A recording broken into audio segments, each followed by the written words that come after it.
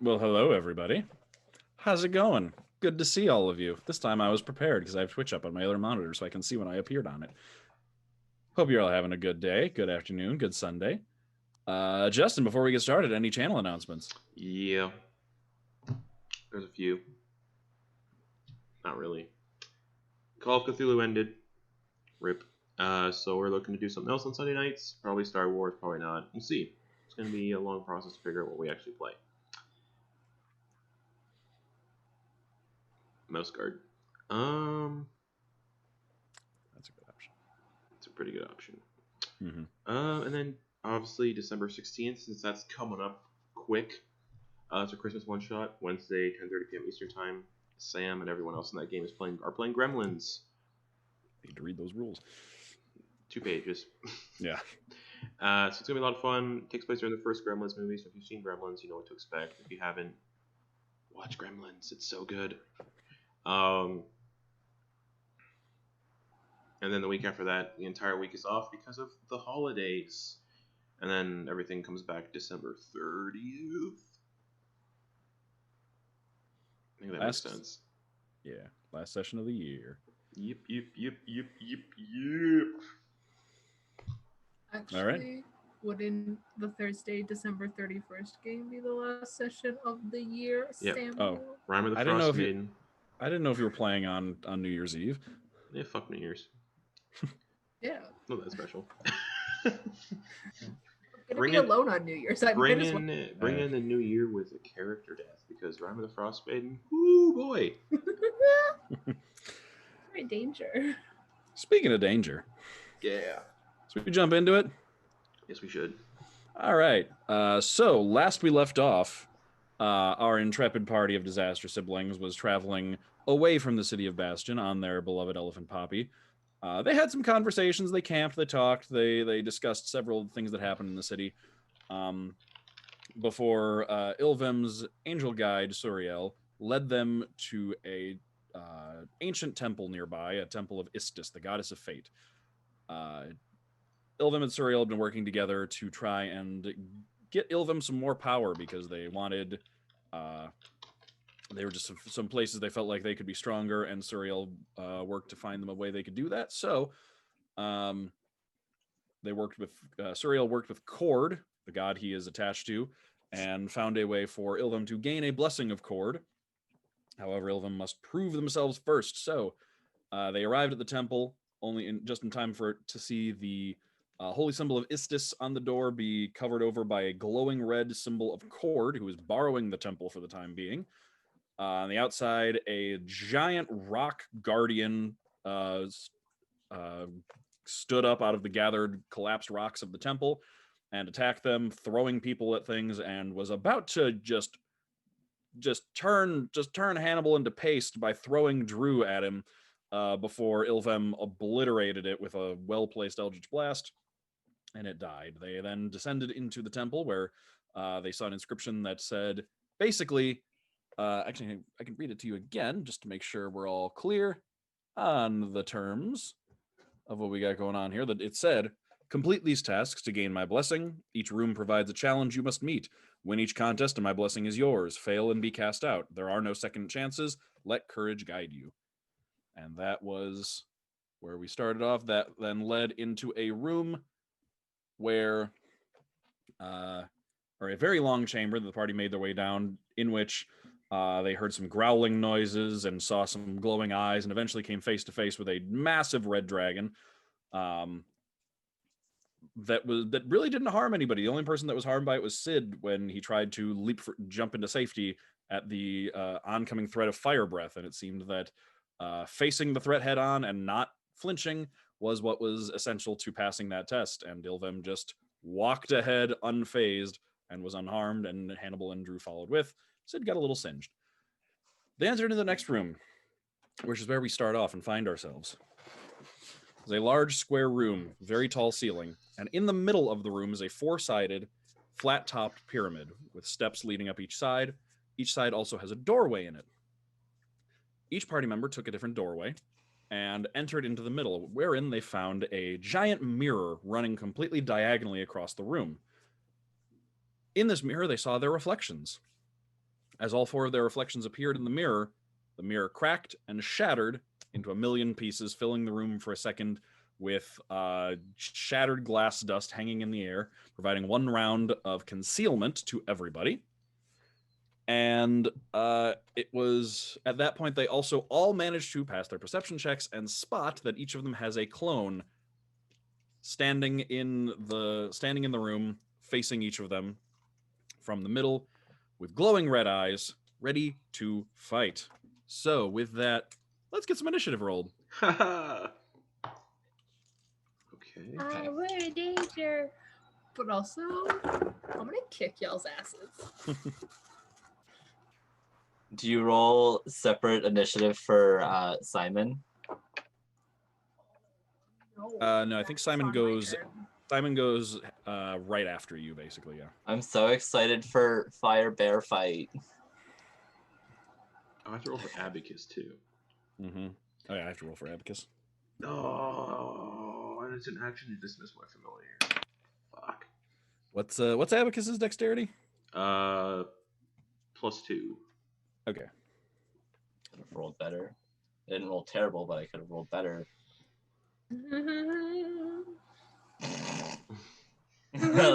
Not loving that sound. Don't worry, I have a really good plan.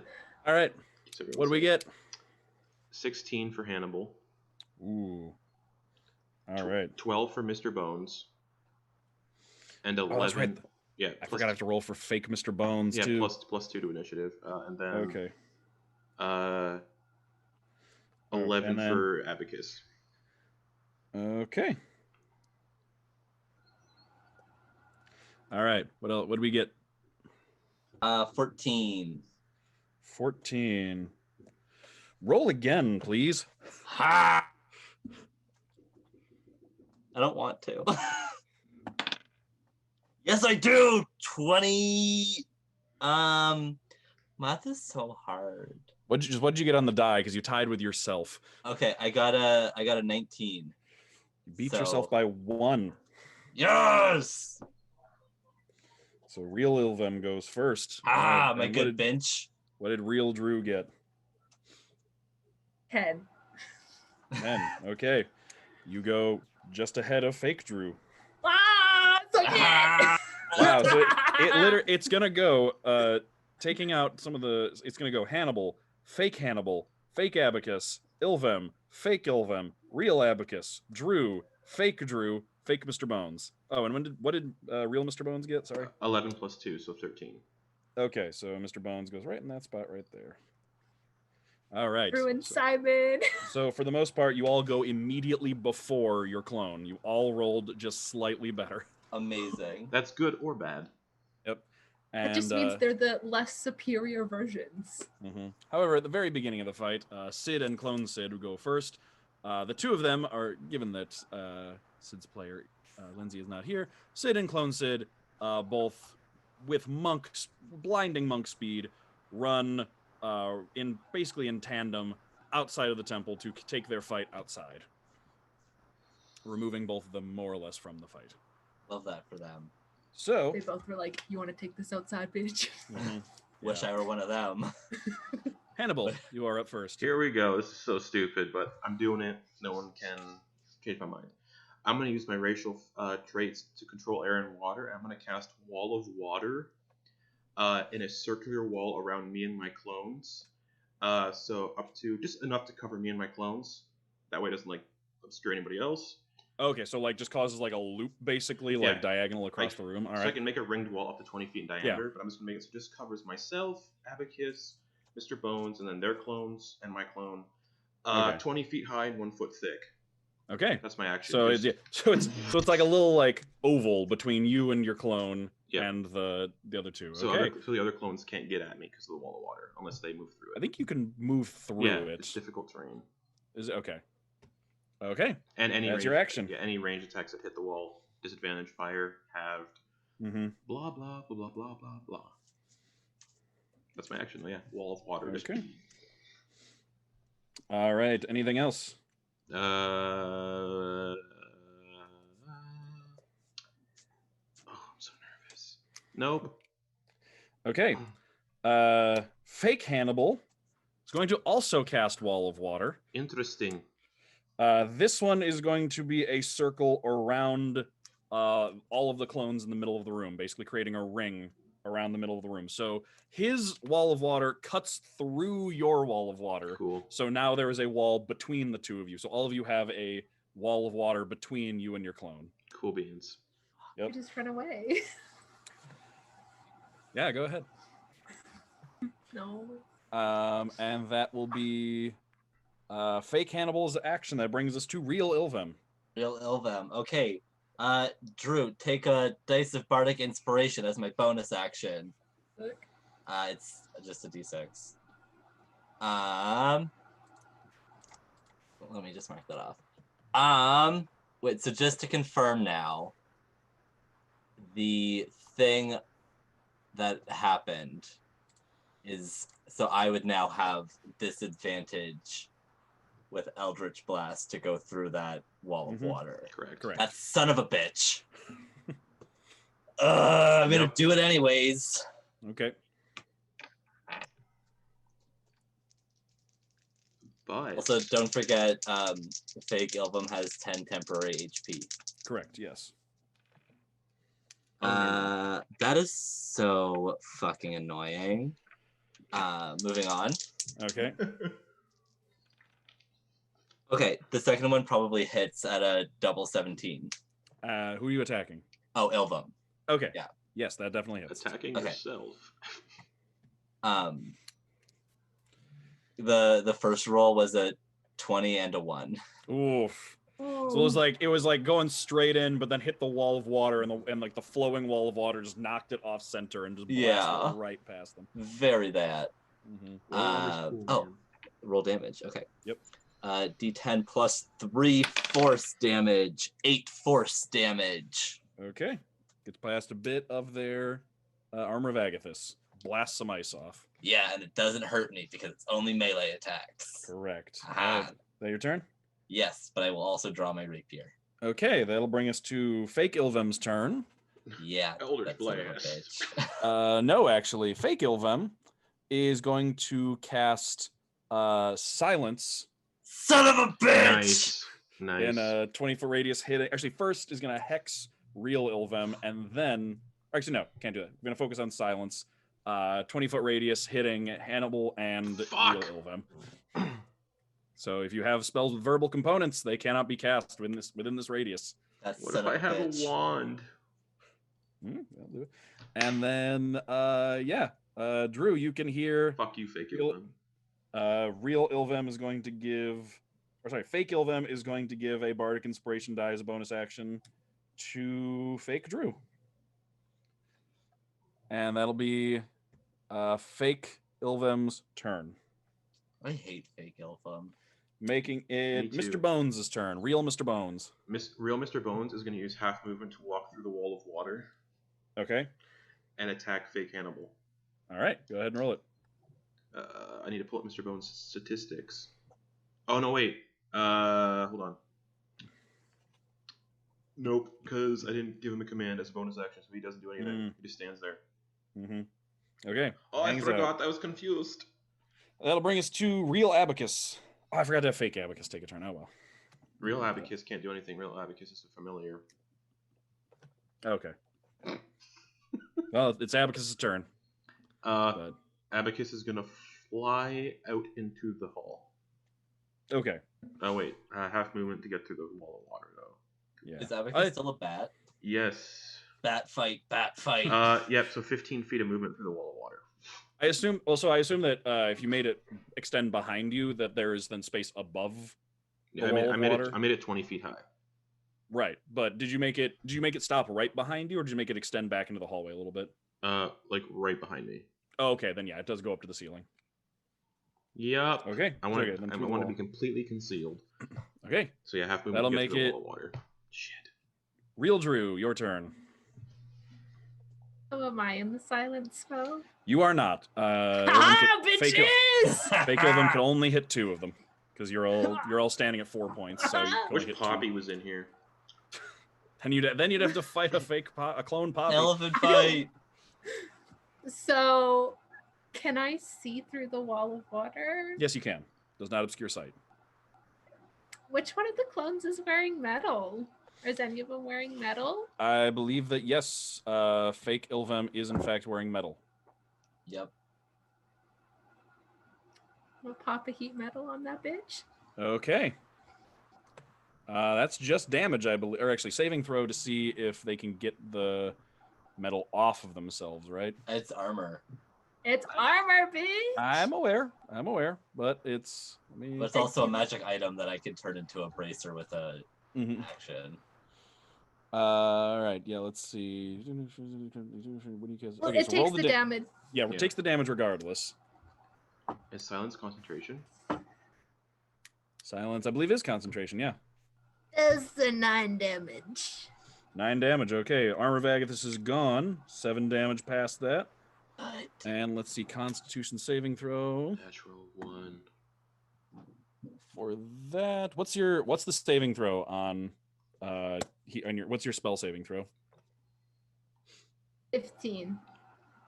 15. Okay, so fake Ilvem pulls the bracer off and just drops it to the ground.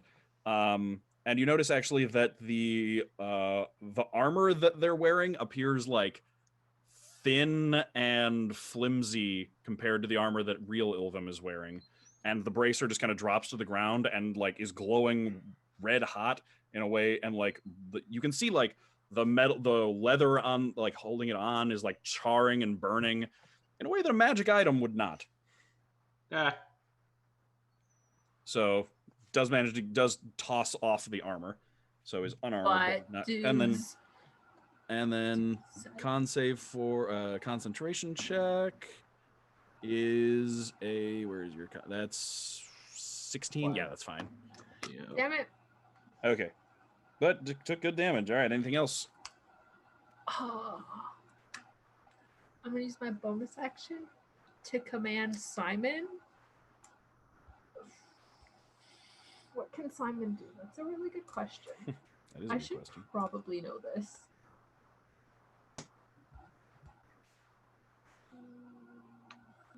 Where's the stat block? I can't find the stat block. Fuck. If you're still Oh, using... fuck. Oh, never mind. Flame seed. To one target I can see. Okay, cool. Sick. I want a flame seed fake Hannibal Okay. with Simon. So All right. So I'd have to... Wait, aren't I concealed by like 2 walls of water technically though? They don't provide concealment. They just provide. True. And it's from Drew. Yeah, from Drew to fake Hannibal, it is 2 walls of water that I don't think they stack though. They don't, but fire damage is halved. Yes. So But flame seed, you still. said. Flame seed. So it's a range attack. So it is range with disadvantage. Yep. I don't know. Simon needs to do something. And fake Hannibal also has mage armor up. Yep. Well, fake Hannibal's also very squishy. He's about to be more And- squishy. Does a 19 hit fake Hannibal? I believe it does. Yes. God, I love Simon's. Next damage. That's 9 damage. Ooh, fake Hannibal's not looking good. So it's reduced to 4. Oh yeah, that's A right. wall of water, yeah. Fake Hannibal's still looking all right. Not for long. Yeah, that is Drew and Simon. Okay. so afraid. That'll bring us to fake Drew. I'm afraid. So Me too, after reading what Circle of Wildfire can do. I'm scared. all right, so fake Drew is going to turn and throw an ice knife at real Hannibal. Ha! So that is a disadvantage. What a good bitch. I love her. I would also do that. Well, that's only a 10 though. That doesn't hit. But spells that deal cold damage that pass through the wall, cause the area of the wall they pass through to freeze solid. Correct. So So a 5 foot square. that passes through the one between you and fake Hannibal. So it freezes solid. That is now frozen solid. Yeah. Yep. But Ice Knife has an exploding property, whether it hits or not. Yeah, it does. Hit or miss, the shard then explodes. The target needs to creature within 5. So dexterity saving throw. Within 5 feet, so me, Mr. Oh yeah, Bones. you, Mr. Bones, and Abac- Abacus. Oh, fuck. Abacus was done. Hannibal got a 17. I believe that makes it. So is it half damage? No, it's just or take. So you Thank take no God. damage. However, Abacus got an 11. That is a failure. Abacus is gone. He has 1 And hit Mr. point. Bones. Mhm. Mr. Bones got a 19 plus 2. Okay, so the only one that takes damage is Abacus. 6 Bye, damage. Abacus. Abacus is just gone. Rough. I scream. And no noise comes out. Right. And I could use that bardic inspiration. Nah, it wouldn't have mattered. It was, Wait. No. Never mind. I was like, Okay. shit, ice staff's verbal. It's not. Also fake Drew is outside of the silent spell. Mhm. Oh, god damn it. Also, And your then- bardic inspiration can be used for damage rolls. Mhm. Because of the optional class feature. Okay. And then Fake Drew is going to command Simon. And Simon, since all three of these fake people are standing, pretty much back to back with each other, Simon is going to apply fiery teleportation. So all three of them vanish from inside the circle, and all of them are going to appear outside of it, basically like right in front of real Drew. Okay. I'm about to get my shit wrong. So fake Hannibal's no longer in front of real Hannibal? Yes, but you also don't know that because Yeah. there's a wall of ice in front of you blocking your view. You do see a flash of fire on the other side, though. But I'll double check. I think the ice is like cloudy, so you can't actually see through You it. can't, and it can be destroyed and stuff. Yep. Was anyone within 10 feet of them when they left? No, so there's just like a blossom of fire that's stopped by the walls of water. Yep. And okay, that'll bring us to fake Mr. Bones. That's why Fake Mr. Bones is right there next to Drew, so he's going to take an attack. Wait, was he commanded to do so? Oh, no, you're right. No, you're right. It was Ah, not. good I catch, also good forgot. catch. Good call, good call. All right, that'll bring us back up at the top of the order with real Hannibal. Fuck, that just ruined everything I had planned. Fireball! No. That's why I had the wall of water up. Mm-hmm. It only reduces damage by half, though, but yeah. Only if it passes through the wall. Only if it passes through the wall of water. It wouldn't have passed through. Shit. Well, I meant like for hitting your party members Oh, if you cast I it. had a very good plan. Fuck. Okay. Are there still clones in here with me? Not that you're aware of. None that you can see. I'm gonna end concentration on wall of water. Okay, so your wall of water ends. It's actually fake Hannibal's wall of water that's frozen, though. Only a 5 foot square though.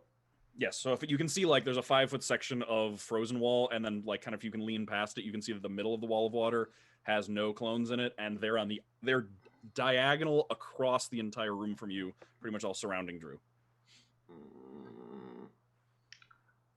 Can I run up and get to like at least being behind the clones? You'd have to. You could get into the middle of the circle of wall of water unless you dashed, because the wall of water does provide is difficult terrain. Yeah. Yeah.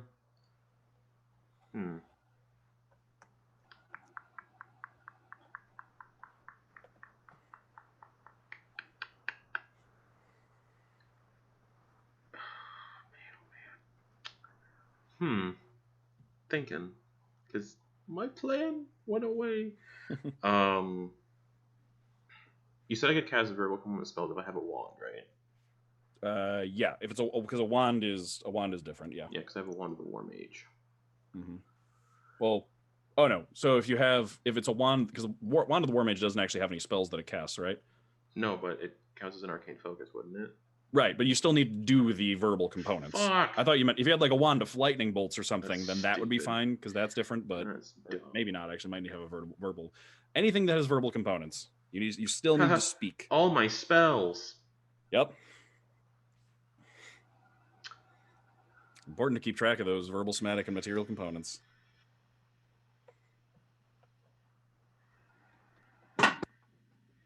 Okay. Half Okay, movement. trauma. Half movement to get through the water. Okay, so you're in like the center of the room now, where fake Hannibal was. Can I see fake Hannibal? Yes, through the wall, through the other side of the wall of water now. Oh, what a dick. I'm gonna throw my light hammer at him. Just Okay, disadvantage. Yep.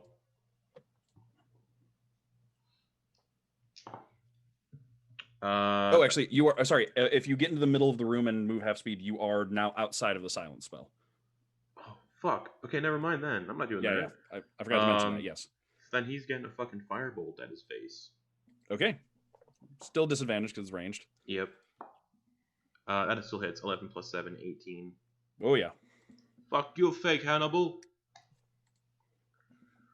What was that axe on? Actually, wait. What was the number that you hit with? 18. 18. Yeah, you're good. 13 fire damage. Woof. So 6 because it passes through a wall of water. Yep. So he's still up, but really looking bad. That wall of water has saved him twice. Make a con save, you dickhead. Oh yeah, for the wall of water. That is an 11 plus 2, 13. Yeah, good. It's like to imagine actual Hannibal's just like make a con save. Make a con save, dickhead. Yeah, that was As he's 100% in character. As he's shooting the firebolt. Yeah. Bonus action. Mr. Bones, I want you to kill fake me. And that's Hannibal's turn. Okay. I'll make it fake Hannibal's turn. Fake Hannibal is going to turn around and cast a ray of sickness at real Hannibal. Go for it. I'm a So that's gonna tank. be plus 7 to hit. Yeah, plus 7 to hit. Dirty 20. That hits. Fuck. All right. So that is 11 points of poison damage I'm fine. and a con save. For what? The poison effect on Oh, ray of that's sickness. right. Shit. 13 plus 2, 15. Okay, so you are good by 1. Yeah. Whew. Okay. And then Fake Hannibal will command Mr. Bones to come after. We'll command Fake Mr. Bones to go after real Mr. Bones. Oh, skeleton fight. Skeleton fight! And then He's that'll got bring a us. bone to pick with him. Oh no. That'll bring us to Fake Abacus, who has not received any commands. So then real Ilvem. Real Ilvem. Okay, now if I'm remembering correctly, Hannibal went north, Drew went south, and then Sid and Ilvem went east and west, respectively. Yeah. Which I went means. east. Did you? Then did I go south? No, 'Cause I it was remember Hannibal, going- Hannibal and Sid went north and south, and then you and I went east-west. I was so sure that I had gone parallel to Sid. Well, that really ruins things for me. I have it in my notes. That's the only reason I know. Yeah, I mean, I fully believe you. I am known for being wrong. It's kind of my thing. Okay, well, what I'm going to do is, can I go, okay. How is this wall of water working? It's a ring in the middle of the room. Can I walk, like, around it? Yeah, you have a straight shot. You currently have a straight shot along its, like, just outside of it to get to all of the clones. Okay.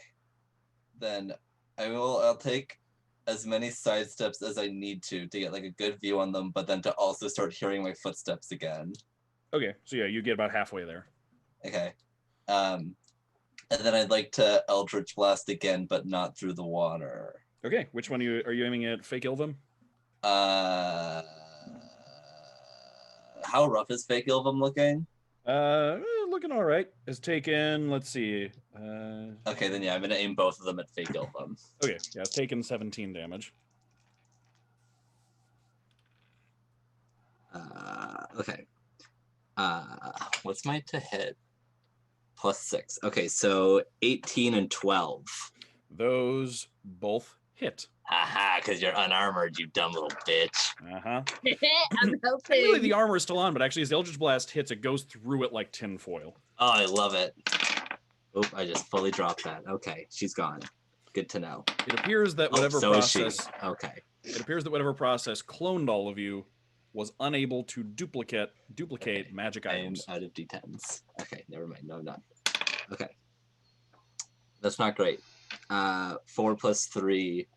Fucking son of a bitch slut. Aren't you hexed? I'm not hexed. No. But I forgot 2 hex. So 4 plus 3 plus 4 is 11 Okay, not looking great. from both of the hits. Okay. And then I'm in a bonus action hex Drew. Fake Drew, Okay. specifically. All right. Was That'll that bring us bitch? to fake Ilvem. Fake Ilvem is going to hex real Ilvem. Son of a bitch. Let's go with strength for the one you have disadvantage on, and then fire off 2 Eldritch Blasts. At me? Yes. Why? You just Eldritch Blasted them. We're just returning the favor. But also, you popped up right beside Drew. How close to Drew is fake Ilvem? Not adjacent. The Damn. way they all showed up. Fake Okay. Drew and Drew are the only 2 that are adjacent to each other. Okay. Drew And- fight. All right. Okay, so that is a 12 Misses. and a 21. Hits. Okay. For 1 point. 14 points of damage on that one. Oh, it's my entire armor of Agathis and 4 damage. Blasts all the ice right off you. Ugh. And I then think that that's what we in is the biz call get fucked. fake Ilvem's turn. That'll make it real Mr. Bones. Real Mr. Bones is gonna do as he was commanded. He's gonna go through the wall of water, Okay. and that's 15 feet of movement, I Yep. believe. You can get right up adjacent to fake Hannibal. And he's gonna swing with his little fists. All right. He doesn't Oh, have his any little weapons. fists. 11 plus 4 to hit.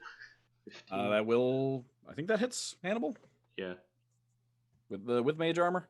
Yep. With Okay. mage armor, it's only 13 AC. Oh yeah, that's right. So yeah, roll Imagine damage. fake Hannibal gets taken out by a fucking Well, it's an unarmed skeleton. strike, so Oh yeah, it's 1 damage. okay. All right. That Con is save. gonna. Oh yeah. Heck yeah, con save on the wall of water. That's a 16 plus 2, Oh, yeah. 18. We're good. Okay, anything else? Nope. Oh, that's Mr. Bones. All right. Real Abacus was not dead. commanded to do anything. Oh yeah, it's dead. That's right. Got blasted apart by Drew's ice knife. All right, real Drew. So you said they all like teleported right in front of me, right? Yep. Are they all together? Pretty much, yeah. Who's in the middle? Fake Hannibal. And how far am I from fake Hannibal? Like, there's a 5-foot gap between the two, so like 10 feet. So theoretically, if I were to use a ranged spell, would it be a disadvantage on fake Hannibal? Yes, because fake Drew is still adjacent to you. But it's fake Hannibal, so like I'm gonna hit. Okay. Unless he uses shield.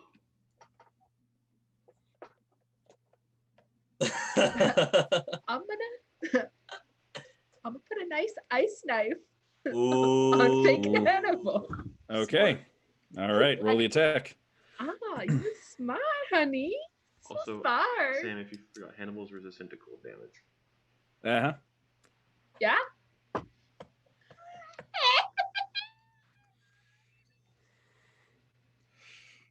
27. Oh yeah. Oh yeah, that'll hit. So Is that a natural 20? yeah, Wow. Oh, okay. All right. get fucked. All right. Roll the initial cold damage for hitting. So it is actually piercing damage. Oh, that's right. Pierce. Oh, okay, that's right. The initial is piercing damage. The initial piercing damage. So fake Hannibal is gonna take. I'm gonna use my bardic inspiration. Okay.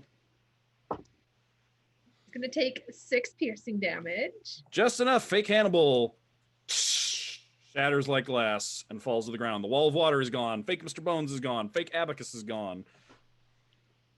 And then the ice knife's gonna explode. Yep. And then So dexterity I'm gonna saving. need- yeah. Dexterity saving throws Does from. Drew have to make one? No, just out. It's because or is it a 5-foot radius or a 10-foot radius? It's a 5 feet. Yep, Each creature within 5 feet of it. Yep. So that is not Drew. That is fake Ilvem, fake Drew, and fake Simon. So Oh let's god, go. fake Simon. You're Fake killing. You're killing. Fake Simon. Ilvem. Fake Ilvem got a 23. Yep, that Oh tracks. yeah, that passes. Fake Drew. It's a 10 plus 2, so a 12. Get fucked. And fake Simon got an 18 plus. Yeah, that passes. So fake Drew is the only one that takes the cold damage. Becomes a wildfire druid, immediately gets killed by ice. That is 7 cold damage. Okay. Ooh, nice. All right. All taken damage. Fake Hannibal is down. And I'm gonna command Real Simon. Real Simon's like right beside me, isn't he? Pretty much, yeah. Oh shit! Wouldn't fake Mr. Bones had to make a save too because he was right up on fake Hannibal. Oh, real Mr. Bones would have, or yeah, because you were right next to, he was right next to Hannibal. So yeah. Roll 4 for the dex save. Okay, so it was 7 cold damage to real Mr. Bones. He's not looking great. Okay. Fuck it.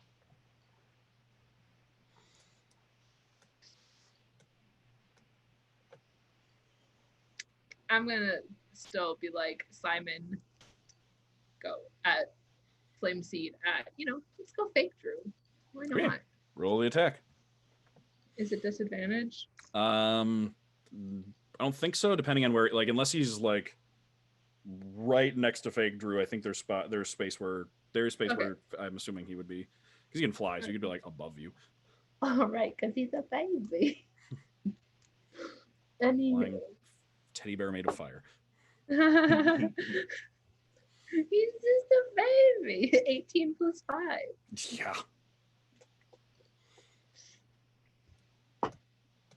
4. 4 damage to fake Drew. 4 fake fire damage to fake Drew. Okay.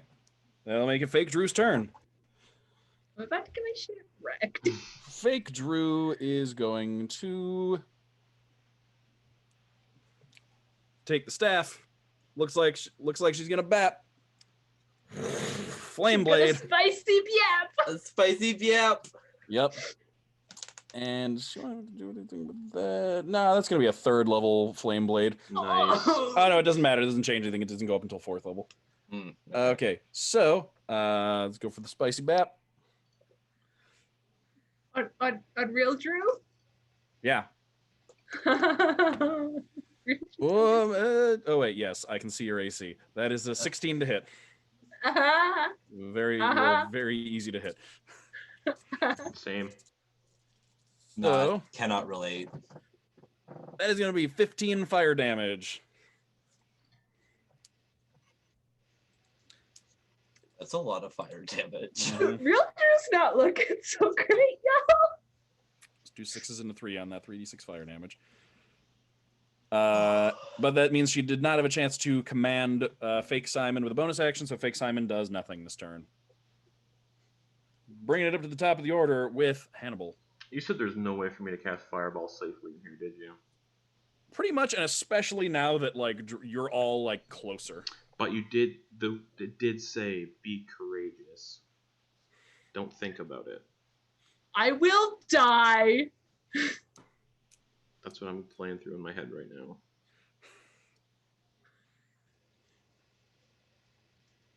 Fucking do it. Do it. Be the disaster you know you are. Do I do it though? Chat. Yes. You do actually have the numbers advantage now because Fake Hannibal is down. You can do whatever you want. Just know that like consequences exist. But like, imagine how cool it would be to fireball. I thought about it. Drew, should I throw a fireball? Yes. I want to throw a fireball. All right, that's gonna hit You know what, I absolutely will. everybody, yourself included. Mm-hmm. It said to be courageous. Don't think about it. The wall of water is still up.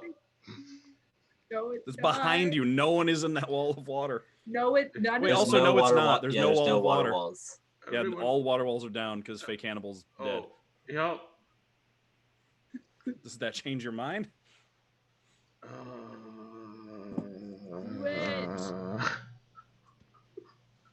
You don't, I will. What's everybody looking at for hit points? Like the three of us. 6. Yeah, Drew will be unconscious regardless. Or of dead. that. Yeah.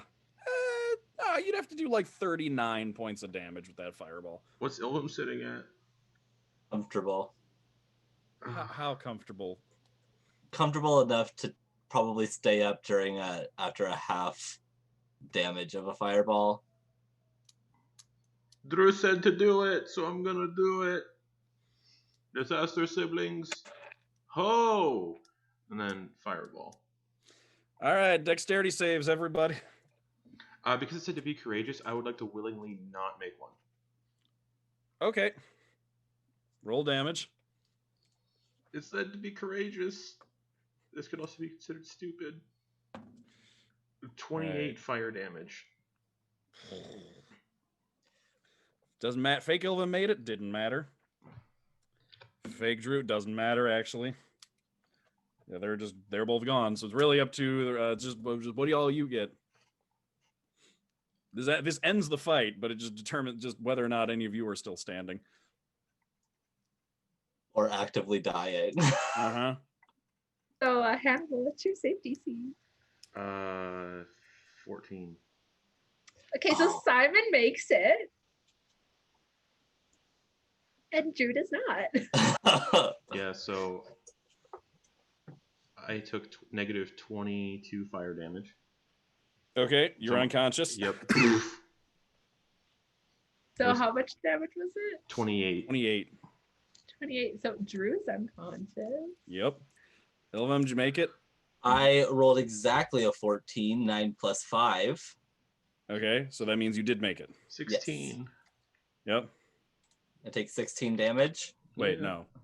You said it was 28. 14. Oh, yeah, 14.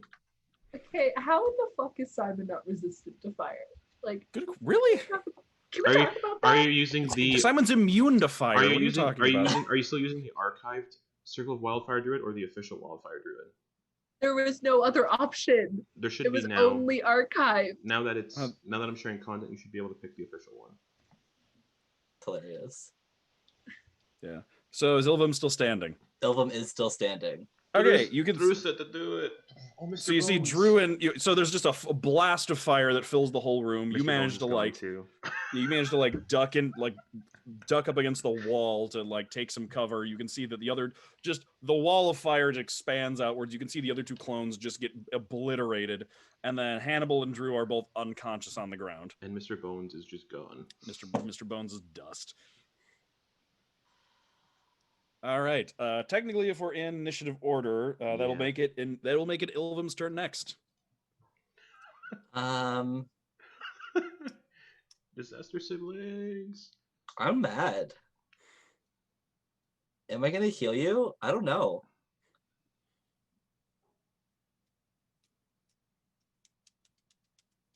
I'll throw Drew a healing word right now while glaring at Hannibal. Okay, roll it.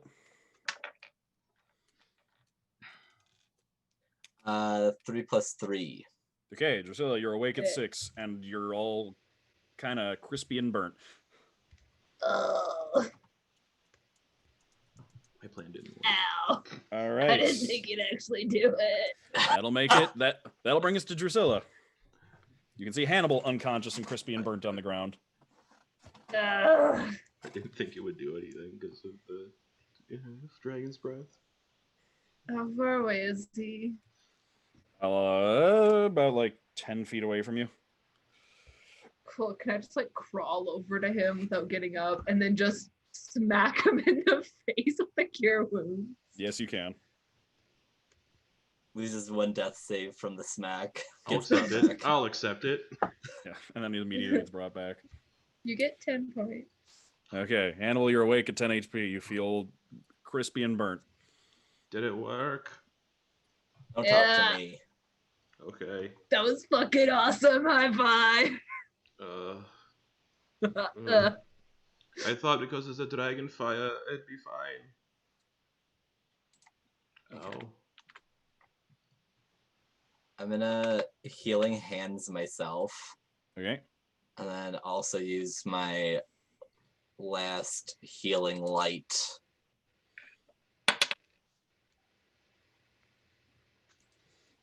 Okay. Okay, I'm feeling better. All right. I All right. fucking hate you too.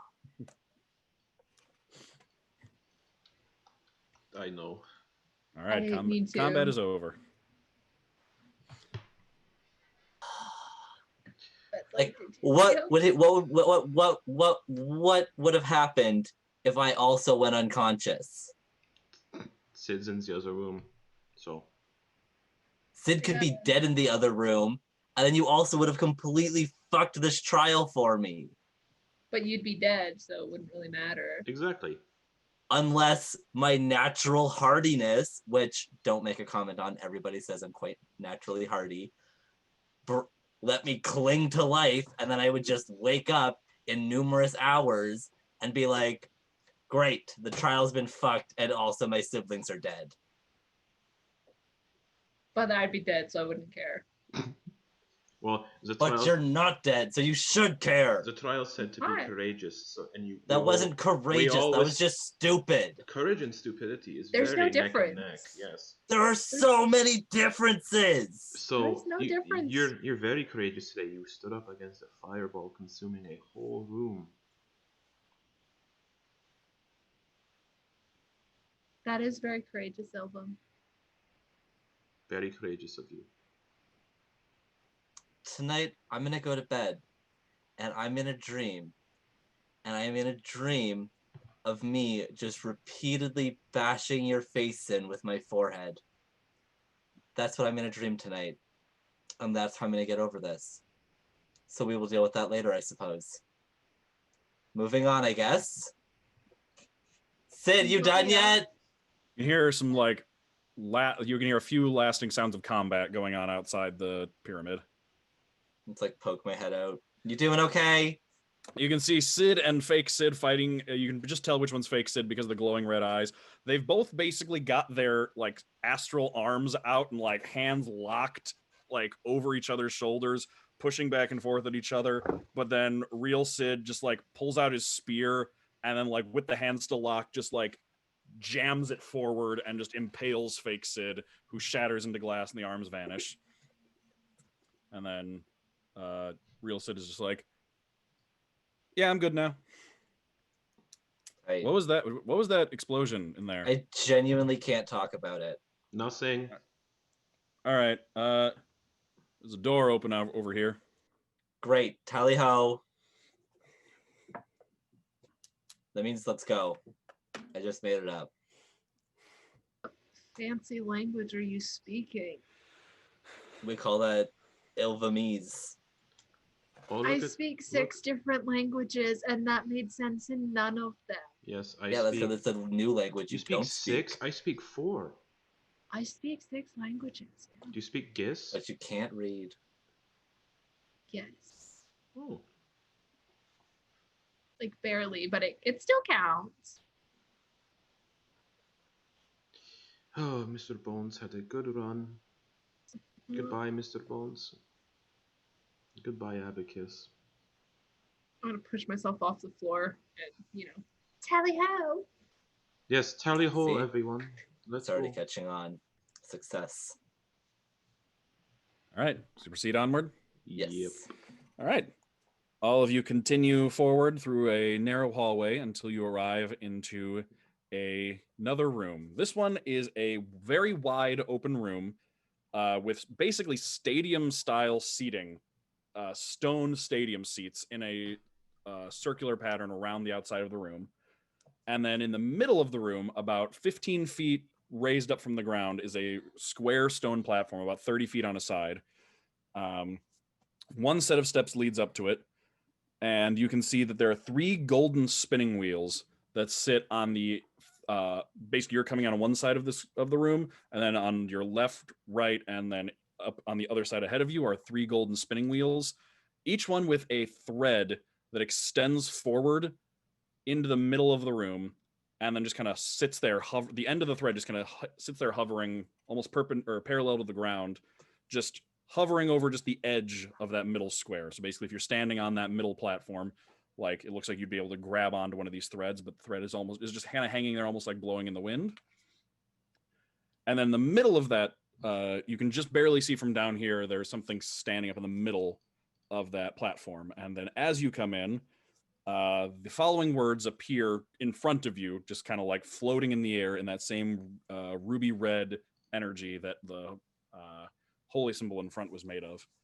It says, in Celestial, wrest control of your destiny. Grip the threads of past, future, and a would-be present, and lash them to the anchor of your will.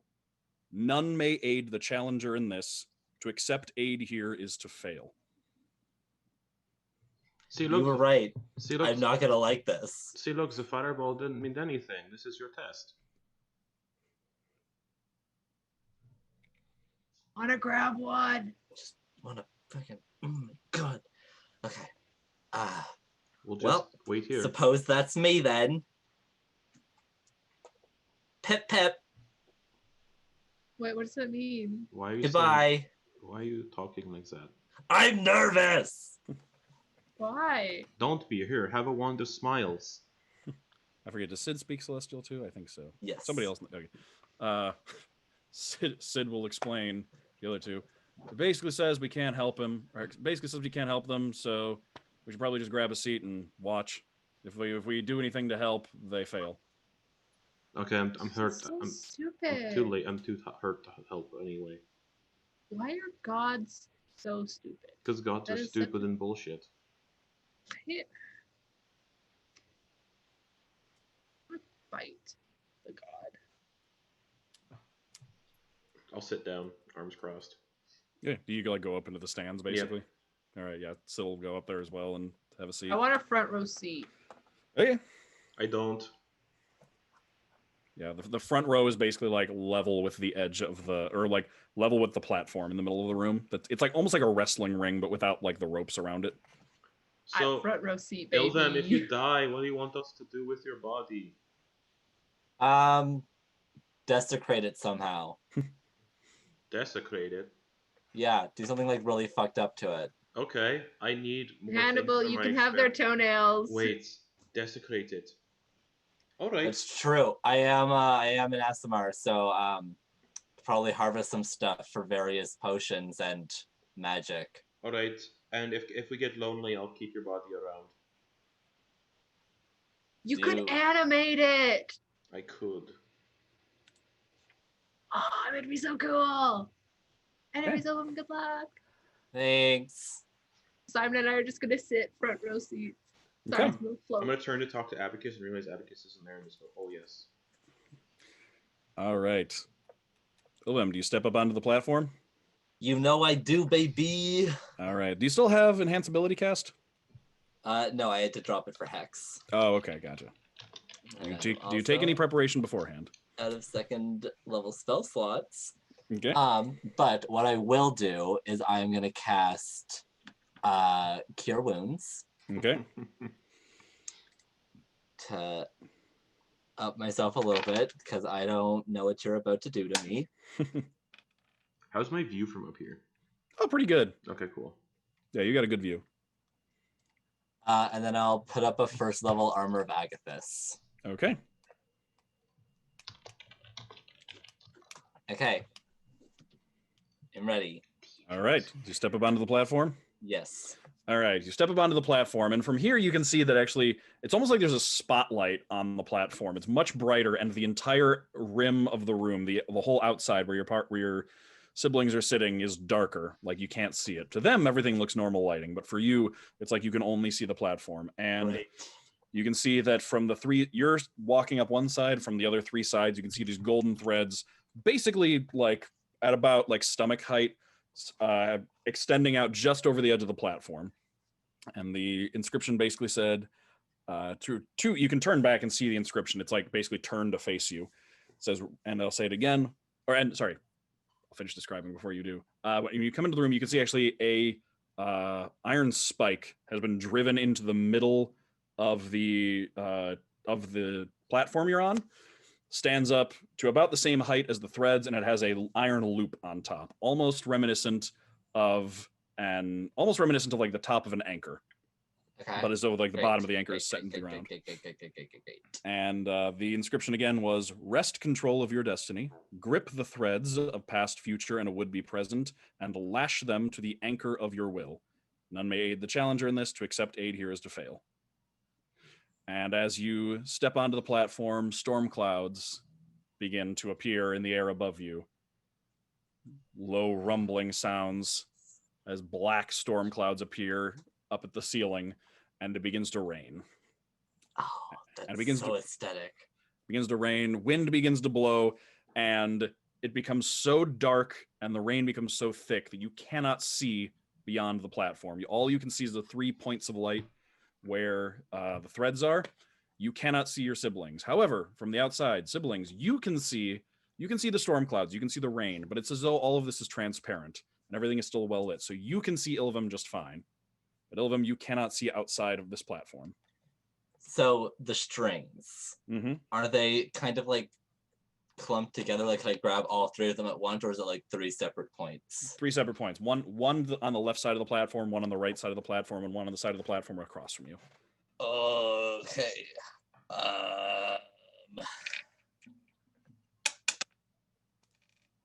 We're going to the left. Okay. All right, you go to the left. You get up. You're like pushing. You're basically having to like push against the wind. It's not enough to really hamper your progress, but it is enough to just make it uncomfortable. And you are immediately just soaked with rain. But you can keep going towards it. This burning golden light just kind of pierces through the darkness, and you can make your way over to it. And you can see the end of this thread extending over the platform. Great. I really wish I had enhanced ability up. Can I lean over the edge and snatch it? You don't even have to. It like extends just a little bit over, so it's like right there. You could just grab it. Okay, perfect. I'm just gonna snatch it. Okay, you grab it. As soon as you grab the thread, yep, there's a swirl of mist and fog around you. From the outside, nothing changes. But Ilvem, to you, there's a swirl of mist and fog, and suddenly the rain has stopped. And it's quiet. You can hear the distant sound of wind. But you find yourself in a dimly lit room, illuminated through moonlight through a window. Everything around you is in shades of blue, just dark shades of blue up through like the light blue of the sky through the window. Even the moon coming through is a very pale light blue. And where the thread was, you find yourself holding a knife. And your perspective is fairly low down. And you can see across, and when you look around, you can see ahead of you the shadowy shape of a person strapped into a rack, and the silhouette of a woman with burning yellow eyes, the only thing not blue in the room, stands next to the person, and in just the sweetest, most motherly voice, she says, "Be a good dear, Ilvem, and cut them for me. Make the traitor talk." What the fuck? Son of a bitch! I hate you! I am going to shakily make my way over and give the traitor a little cut. Okay. The person's face is indistinct. It's hard to take. It's almost like blurred out. There's no specifics to this person, but you walk over and give them a cut as you were instructed. The woman just laughs, just chuckles. You can feel a warm hand on your back, just patting you on the shoulder. Good. Well done. Now finish them for me.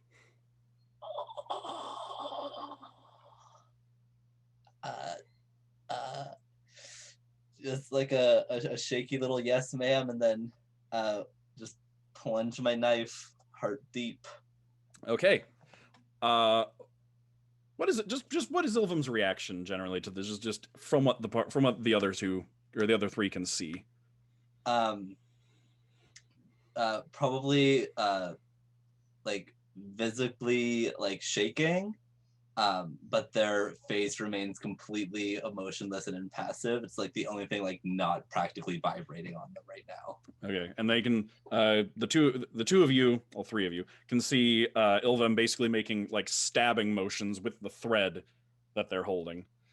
And as they do, the illusion around you fades and vanishes. And as it does, two things happen in rapid succession. One is that the thread in your hand suddenly yanks back in the direction towards the edge of the platform. So I'm going to need a strength saving throw. I'm not good at those. Drusilla, what's Ilvem doing? I don't know. Do I have anything? I don't have anything to add to that. So it's just a 13.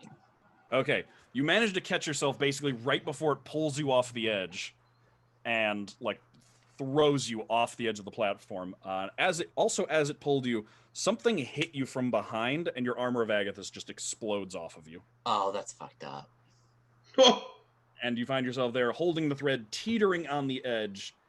The rain and wind now still just pouring down around you. I'm gonna speed down and sit beside Drusilla. Fuck you guys. I want a closer view of Just at the edge this. of the platform, like. Yeah. Oh, Drusilla, do you have snacks? Am I like still holding the thread? Yes, it still is in your hand.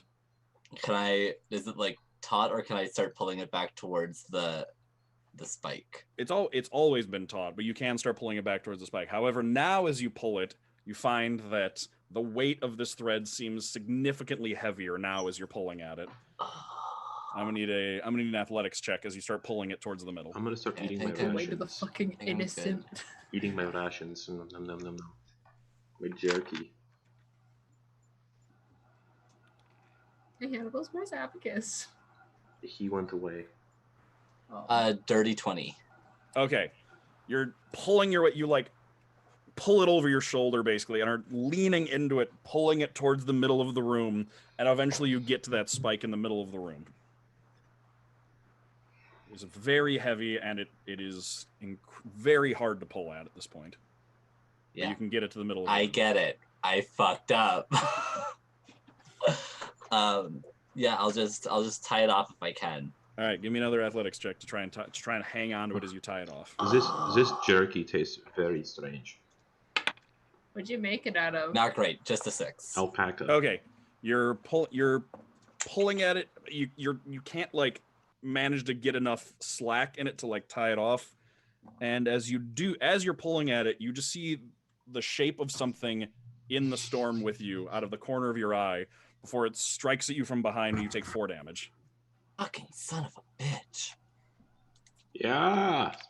The two of you see nothing, but you do see like Ilvem recoil as though they were just hit. Oh, is your test being a mime? You cannot hear any of this. Ilvem, you can go ahead and roll again to try and tie it off. Oh, this show sucks. Oh, worse that time, it's a 4. Okay. I hand Drusilla a piece of Still alpaca having a hard jerky. time. This time Wait. 2 damage. You don't Another need just smack. Oh, this fucking sucks. The two of you can hear Ilvem this whole time. Ha! Do something. Do a backflip. Okay. What happens if Ilvem dies on stage? God. We just Like- leave and go on our own. Like, would you actually like animate their Only body? one this time. Of course I would. They said I could. Like, I feel like again, there's something ethically wrong with that, but you know. They said to desecrate it. 8. 2 this time. Oh my god. It's been an unfortunate amount of damage. Okay. Come on. Oh my fucking god. 3. 1. I have lost 10 points of health from this. I don't know what you're trying to do, but it does not look. Yeah, you can see like Good. you can see like the more you watch, the more you can see almost like a faint shadow just circling around Ilvem and just smacking at them, and you can see like wounds starting to appear on Ilvem as they get hit. If this gets Are worse, you sure we can't help? 13. Okay. finally you manage to pull it to the middle and tie it off, and it stays taut, attached to the central area. And you have 2 more. Great. That fucking sucked. I was really hoping I wouldn't get past first. I'm gonna cure wounds, Okay. if you don't mind. Mm-hmm. Yeah, Drusilla, if I don't know what to do.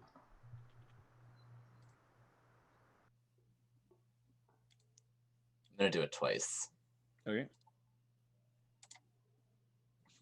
Okay.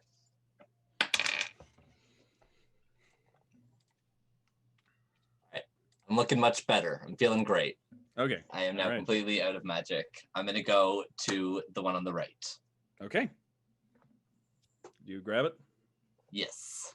Okay. Take like a big deep breath though, you know, like there's like a very audible sigh as I reach out to grab it. All right. You grab onto it. As soon as you grab onto it, the rain that's falling down seems to just stop and hang in the air. Again, from everybody outside, looks completely normal. But the rain seems to stop and hang in the air like glittering stars. And the more you look at it and look around, the more it kind of fades back into the background. And you're surrounded by swirls of purple and amber at a distance. And you can see it does actually appear like stars. And you can hear the creaking of wood around you. And before you look back to your hand, you notice that you're standing on a GIF astral skiff. And when you look back, you see you're holding Hannibal by the shirt front. Oh, fuck. Holding him just off the edge of the skiff as though you're about to drop him. Looking to your left, you can see Sid and Drusilla, both with their hands tied behind their backs, on their knees, they're about to be thrown over, and you can hear from behind you the voice of Grantar. It says, "You're such a bastard. Why are you like this?" "Good, Ilvem. I knew I could trust you to be loyal. What is your problem? Now just send the traitors over the edge and be done with them."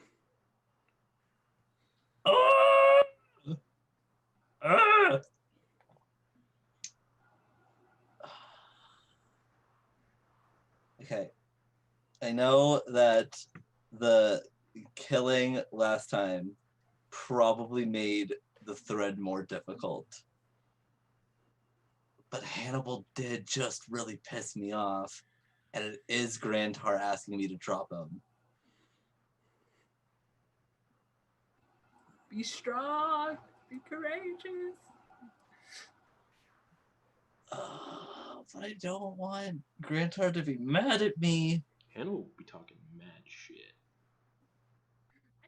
So would Drew. Like, Drew would be talking mad shit being tied up. Do it, This you ain't her fucking first coward. rodeo. Yeah. I'm weak. I'm gonna drop Hannibal. Yes. Okay. As soon as the two of you see Ilvem holding the thread, and then just let go. And as soon as you do, the illusion fades, and you can see the thread just as it leaves your hand and just snaps back to where it was originally. God fucking damn it, I'm such an ass. Yes, you are. Everything okay, Ilvem? Ilvem cannot hear you. Alright, I'm gonna go for the thread again. Okay. You can grab onto it again. It feels feels much heavier than it did when you first grabbed onto it. Yep. So give me an athletics check to try and pull it towards the middle. Nope. You're like yanking at it and pulling and trying to make it across this platform. You get about like 4 feet before you feel another strike from whatever is stalking you throughout the storm, and that's 2 damage. Okay.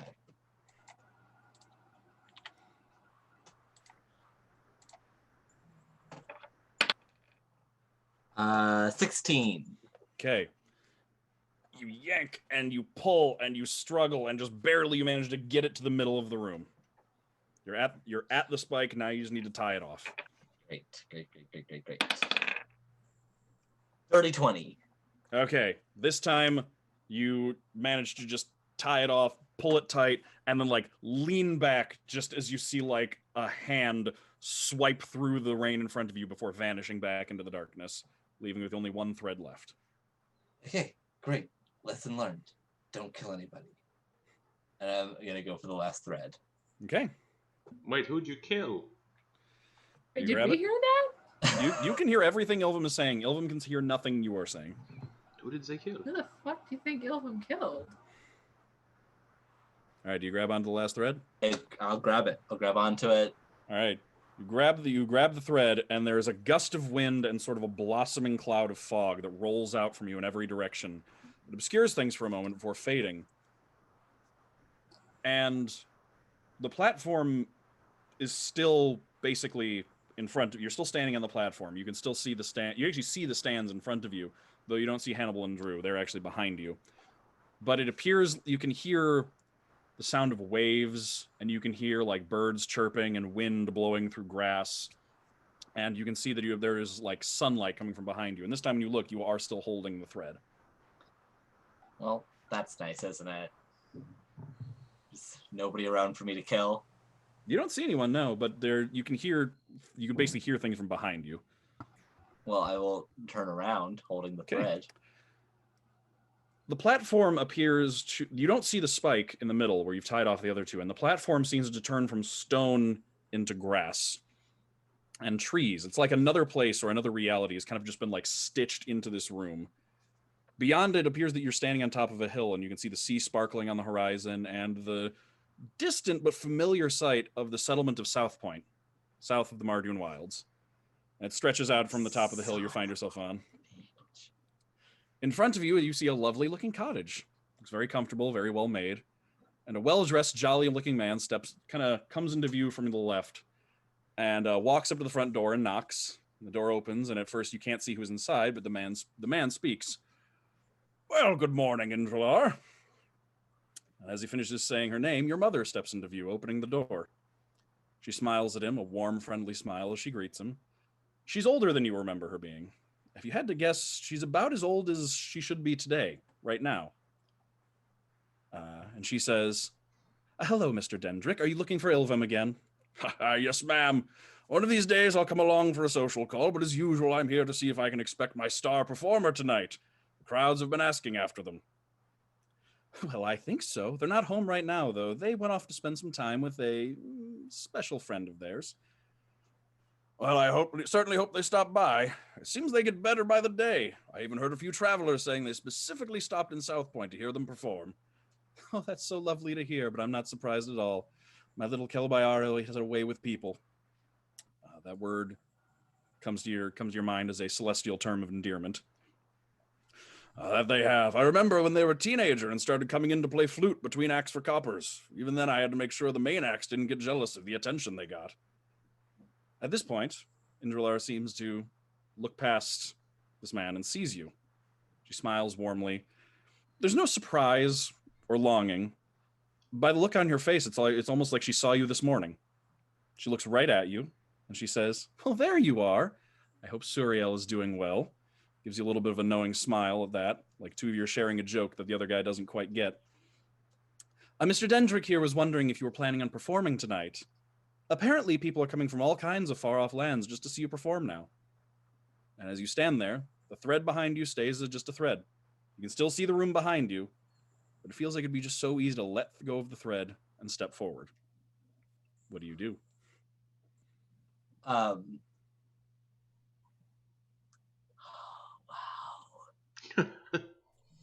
You're a son of a bitch. Manna from heaven.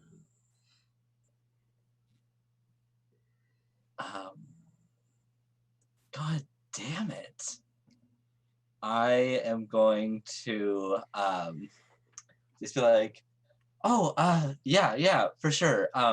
There's just something I have to do first, but I'll be right back. I'm so sorry. I was just stopping by to grab this, and then like grab a rock off the ground and turn to go back into the Coliseum stadium room. Okay. You're pretty much standing at the edge. There's no more room for you to walk away from this. All right, sweetie. You've got plenty of time, and don't worry, I made some lunch up for you as well. Oh God, I'm gonna step off the thing. Step off the platform? Yeah. Okay. You step off the platform, and you find your feet find purchase basically on the air as if there's ground there, and the thread trails along behind you. Okay, bye. Where are you going, honey? Come back. You just come in for lunch. I have a quick little thing to do. Just a quick little thing. Oh, come on. Why won't you just come inside? Why won't you come with me? Come here. Just give me a few minutes. I'll be back. Is there something wrong? Nope, nothing wrong today. Love you. Goodbye. Okay. Bye. As you step forward, you give one more yank, and you feel yourself bump into something. And the sunlight fades away. The rain comes back, and you find yourself standing at the loop. Basically, you've bumped into it, and you're holding the thread. And there's weight to it. It offers no resistance. I'm just gonna tie it up. As again, you can feel it feels heavy, though it moves as though the spool is unspooling for you. And as soon as you tie it off, the rain stops. It just kind of finishes falling, and gradually the clouds part. And you can see Drew and Hannibal sitting there. The platform is soaking wet, and all three of the threads kind of stand humming as they are attached to that central loop. And as the last of the rain falls, you can see that shadowy figure standing on the other side of the loop from you, standing opposite from you, facing you. And as the rain finishes falling, and as the light returns, you can see that you're looking at yourself. Though That bitch. it's like a different version of yourself. It's like they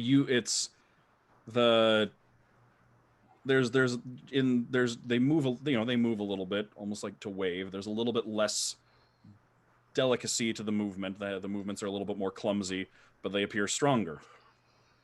And they extend a hand across the loop as if to shake yours.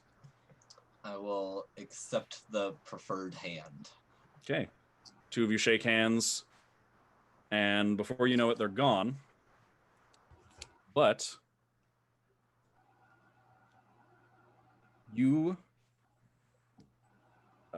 once you take their hand, they vanish, and you feel as though nothing has changed necessarily, but you feel as though the two of you are the same. That was you, you are them. Nothing is different except for a few minor differences, and you feel as though you could switch between the two. Sick. And you have gained now the blessing of Cord. Love that. Basically, Hated that, but great. Mm-hmm. As an action, you can swap your strength and dexterity. Nice. Sweet.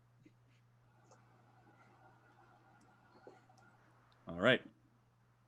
And you can see Drew and Hannibal there, and then you see just the shadow of a pair of wings behind you. All right, I think I'm done. That was strange, and nothing really happened. Yeah, you just kind of stood there for a bit. And screamed. And we're like, no more killing people. Yeah, I definitely didn't scream. That didn't happen. I think you did. Nope. I'm not gonna let you gaslight me in my own test. I refuse to stand for this. Then sit. I'm gonna sit. Okay. You sit down. You just feel like the warm touch of a hand on your shoulder, and then hear a voice in your ear. You did very well. Yeah, and you're a bastard. But thank you. I didn't design the test, but all I could do was watch.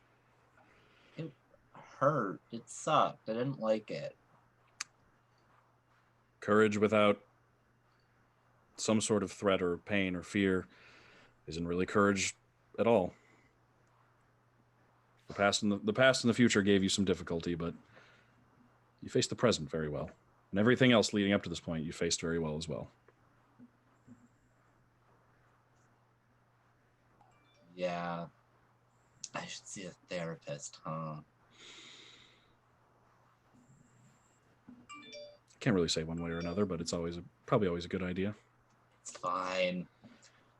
I am realizing now, though, dealing with those tests, that I have some stuff to work through.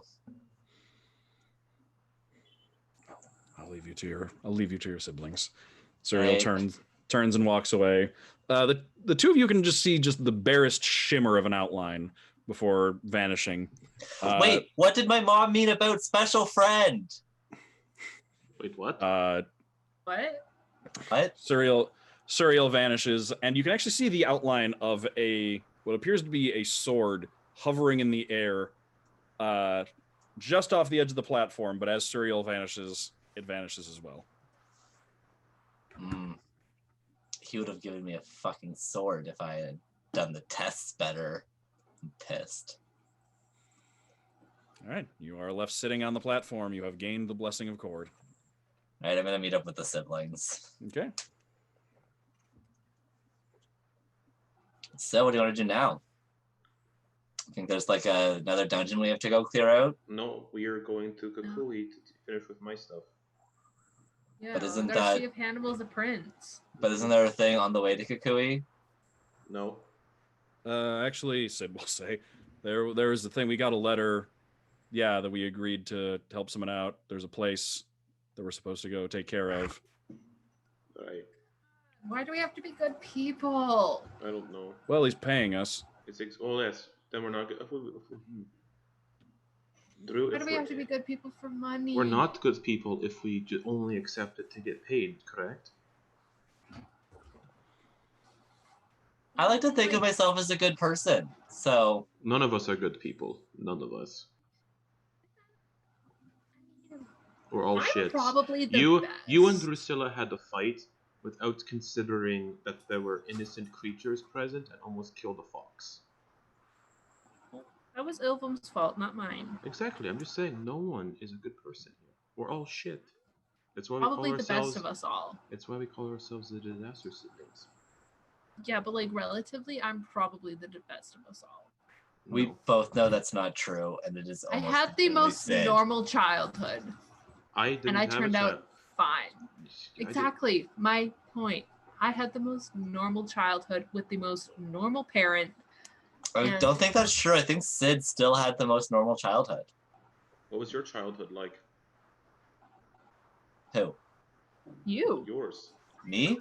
We've Oh, it was I've said- normal. I've explained what mine is. Mine was normal. You know, a little training here and there. And true, just be no.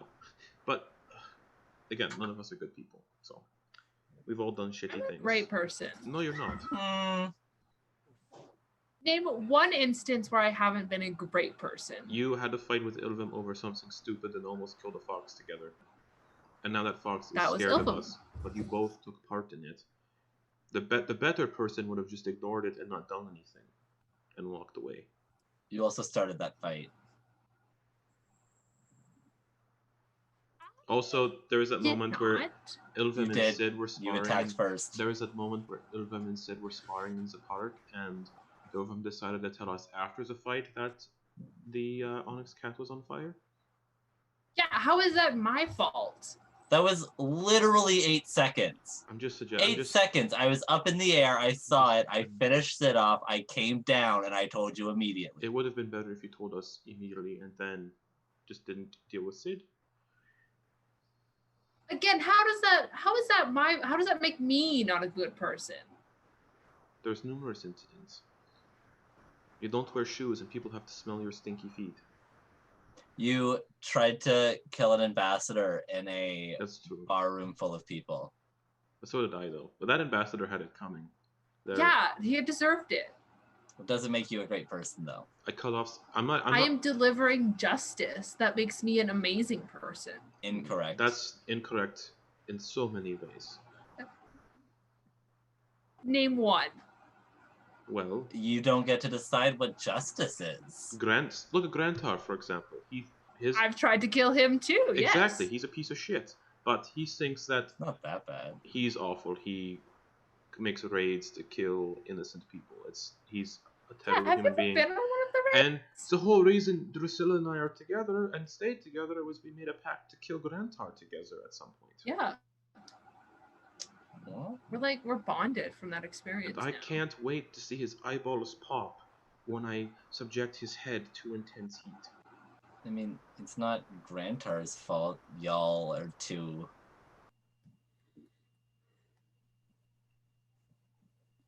weak to carry on with your duties. I punch Ilvem in the face. You can I'll make an try. attack roll, yeah. Okay. 16 plus 2 Ooh, that'll do it. for 2 bludgeoning damage.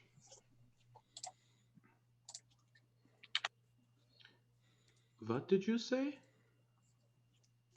I've been hit harder by grandmothers. Drusilla, remember how I said you can't fight people anymore? Mm-hmm. I think I changed my mind. Go get him, Tiger. Oh, I'm not. I said you could. I'm not fighting your fight.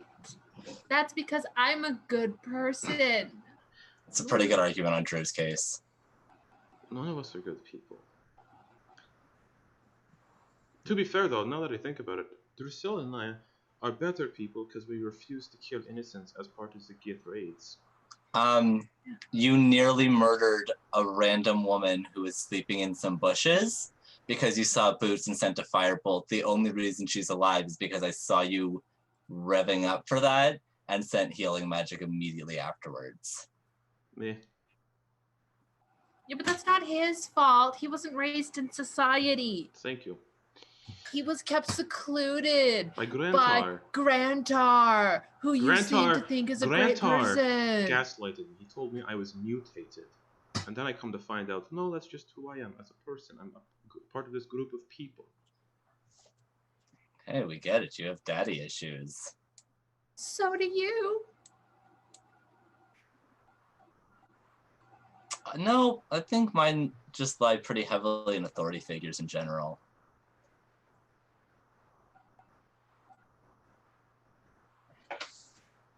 Luckily for you, I don't have that issue. I'm great with authority figures. Are you, though? Yeah, I'm great. What's the last authority figure you had good repertoire with? My mother. Your mother is evil. That's sheriff. Oh yeah, that sheriff that was gonna like imprison you for like talking to children. We had great conversation with her. What? Yeah, one of the last towns we were at, where you were like going up to people and being like, "Hey, do your kids want to come to the edge of town and see an elephant?" And we're like creeping all the parents out, Well, and then all the parents complained to the sheriff. Someone explained to me that's not how you speak to people, and I stopped. Yeah, but okay, that sheriff was an authority figure, and I had a great conversation with them because I am a great person. Okay, that's one instance. You know what? I do think I'm very quickly changing my mind. I think Drew might be the best among us. But I do hesitate to call you a person. I think you may be like the greatest swamp dweller. I didn't live in a swamp. Yeah, but you have swamp energy. You know what I mean. I do. Yeah. We're just gonna stay Stand here here in this, bickering? yeah, or are we gonna like go outside? I guess we can go outside. Yeah, let's go outside and see if Zenlorn took our poppy. If it would fucking kill him. But I won't because I'm a great person. But he would have taken Poppy and Moloch. Yeah, but great people don't get revenge. Great people get even.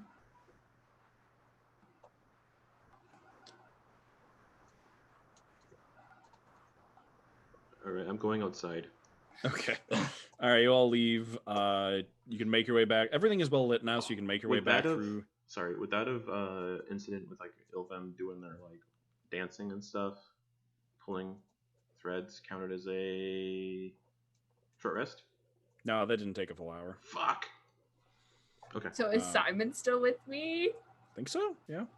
How long has it been since we Arcane entered? recovery. You used Yep. arcane recovery last time. Oh yeah. Oh, I didn't mark it off. That's right. Probably about 15 minutes.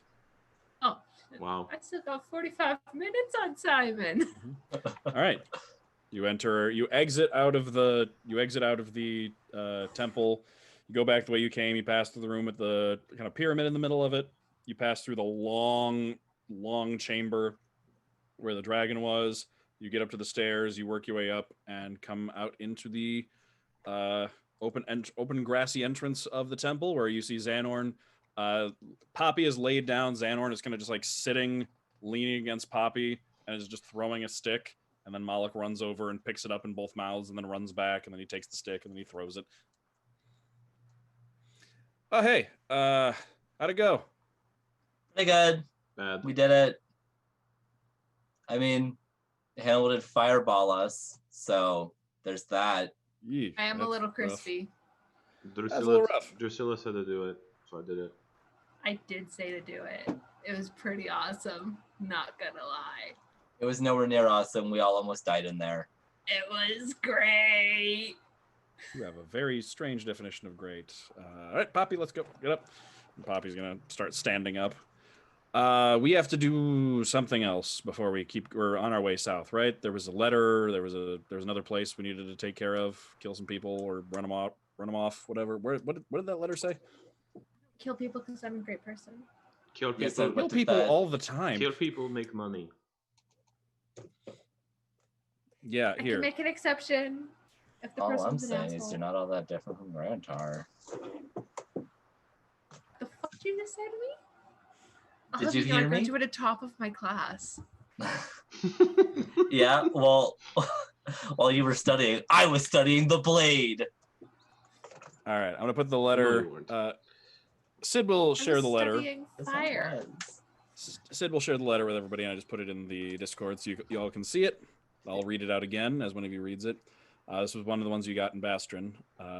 To the honored Sid Lariel of House Wayfarer. Ooh, We briefly the met. honored Sid Hariel. Wow. Sounds We- like a real scion. The scion of House Wayfarer. Oh, Sid. We briefly met in your visits to the temple. My name is Sir Egral Kirinel, and I represent the interests of the Silver Flame and its tetrarchs. You worked closely with one of my superiors, Shahila. However, I'm writing to you now not on behalf of the Silver Flame, but in regards to a matter of personal importance. If you are receiving this message, then you currently are in the city of Bastion. Somewhat to the south of where you are now is an ancient site of magical power called the Windwell. It has a deep and forgotten history, but it is a location of significant power and is personally important to me. I've recently discovered that a group of individuals have found their way into the well and appear to be using it for ill intent. While the well's power is not easily abused, I would hate to see these people discover a way to try. I have no agents in the area, and the temple cannot risk an incursion into Bastion lands, given how precarious things are politically in the region, so I have to ask you for your help. Please, if you have the time, find your way to the Windwell and remove these individuals from it by any means necessary.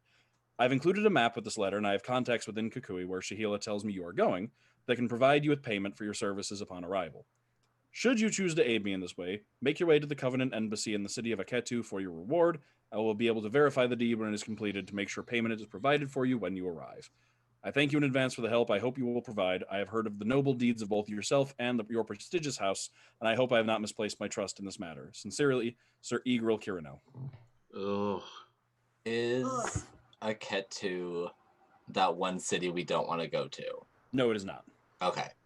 Ugh. Political, But religious. okay, Blah. so in listening to that letter, it sounds like just Sid has to go. Because nowhere did it mention us. It was just Sid and his noble house. You sound really bitter. I just don't want to go. I mean, if I go by myself, I'll just keep all the money. I mean, you came to my thing, I'll come to your thing.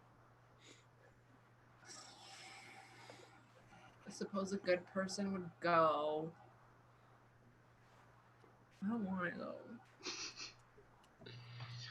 go. Ugh. I mean, we could swap out. We could swap out. I can come in and you can hang out on the elephant. Not gonna lie, that'd probably be pretty great.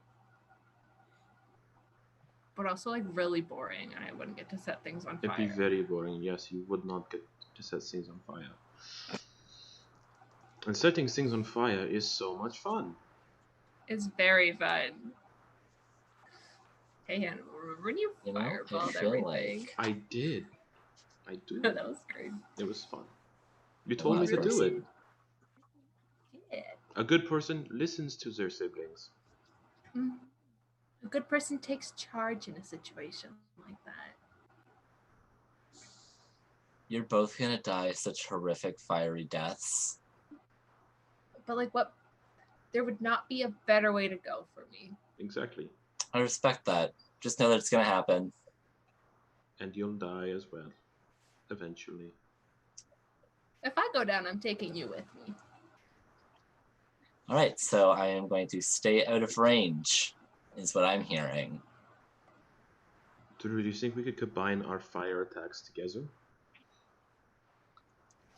What if we like combined our fireballs? Yeah, that's what I was thinking. To make an even bigger fireball. Do you want to try it out right now? Not right now. Okay, I was gonna say we just throw Because them I don't want to hit Poppy. No, we could say we just throw them at the building over there we just came out of. You shouldn't do that. It's still a religious site. Yeah, and apparently it's not okay to desecrate religious sites or graveyards. Ah, good callback from the stealing of the embalming fluid. See, I learned from my mistakes like a good Like person. a good person. I'm hearing you. I'm hearing you. See, I am a great person. I mean, you're also planning on killing some people for money, but you know. I never said I was going to kill people for money. I just said I was going to set things on fire. I'm an arsonist, not a murderer. Have you killed people for money? I've killed people for money. Killed a single person for money. Who did I kill for money?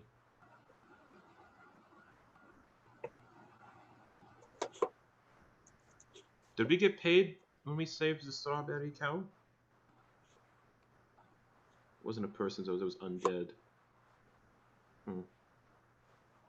I honestly don't remember the last time we got paid. Been a hot minute, huh? I remember. I think it might have been that demon in the well. Oh, where I got the really cool ring. Yeah. Yeah, and where Hannibal got socked in the face with a brick. That was pretty funny. It was pretty good. A good way to go out. Not the name of the episode, Bricked in the Face. Yeah. That's what I called it. So we go to this wind thing. Then we kill people, get money, go to Kukui, find out I'm a prince. I stay behind to do my princely duties like a good person while you all gallivant away. I go to the Feywild. And hang out with your evil mom. She's not evil. You've never met her. I don't want to. Good. Because I don't think she wants to meet you either. She might want to meet another noble person like Scion, our Scion companion. I feel like she'd get Wow. along real great with Sid. The And rapport we have here. What about Ilvem? Do you think they'd get along well with Ilvem? yeah, I think she'd love Ilvem. Feels both like a compliment and an insult. So I'm gonna take it. All right. So you getting on Poppy and continuing on? Yeah. Okay. It's actually pretty. Before we get on, can I pull Drew to the side? Drew, I need to talk to Sure. you for a second. Privately, it's about a rash I have on my thigh. And you're Oh, Drew, oh, you're yeah. good with nature medicine. Okay. Gross. Yeah. And What's pull up? Drew real out of earshot. Mhm. Drew, Yeah, hi, that's me. why is Ilvem making positive comments about Grantar?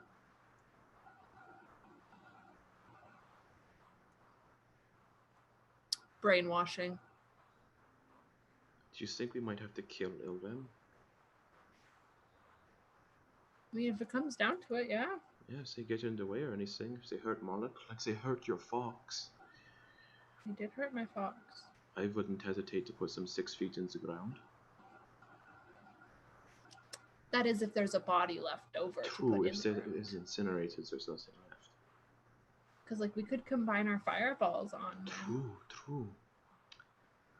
I'm just saying, Ilvem was my favorite, and then that comment today kind of changed things. I don't trust So now who's your them. favorite?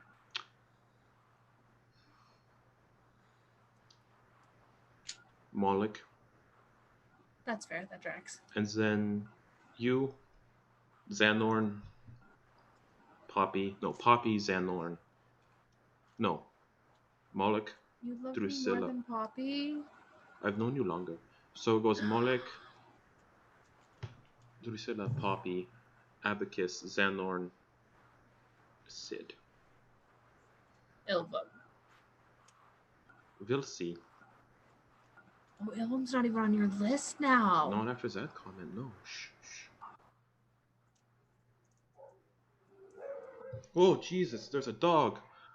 Moloch. That scared the fuck out of me. All right, y'all get on the elephant. Yep. So where's your rash? Oh, it's on my leg. Weren't you supposed to be talking about that over there? Yeah, you didn't show me. I forgot to show her. 1 second.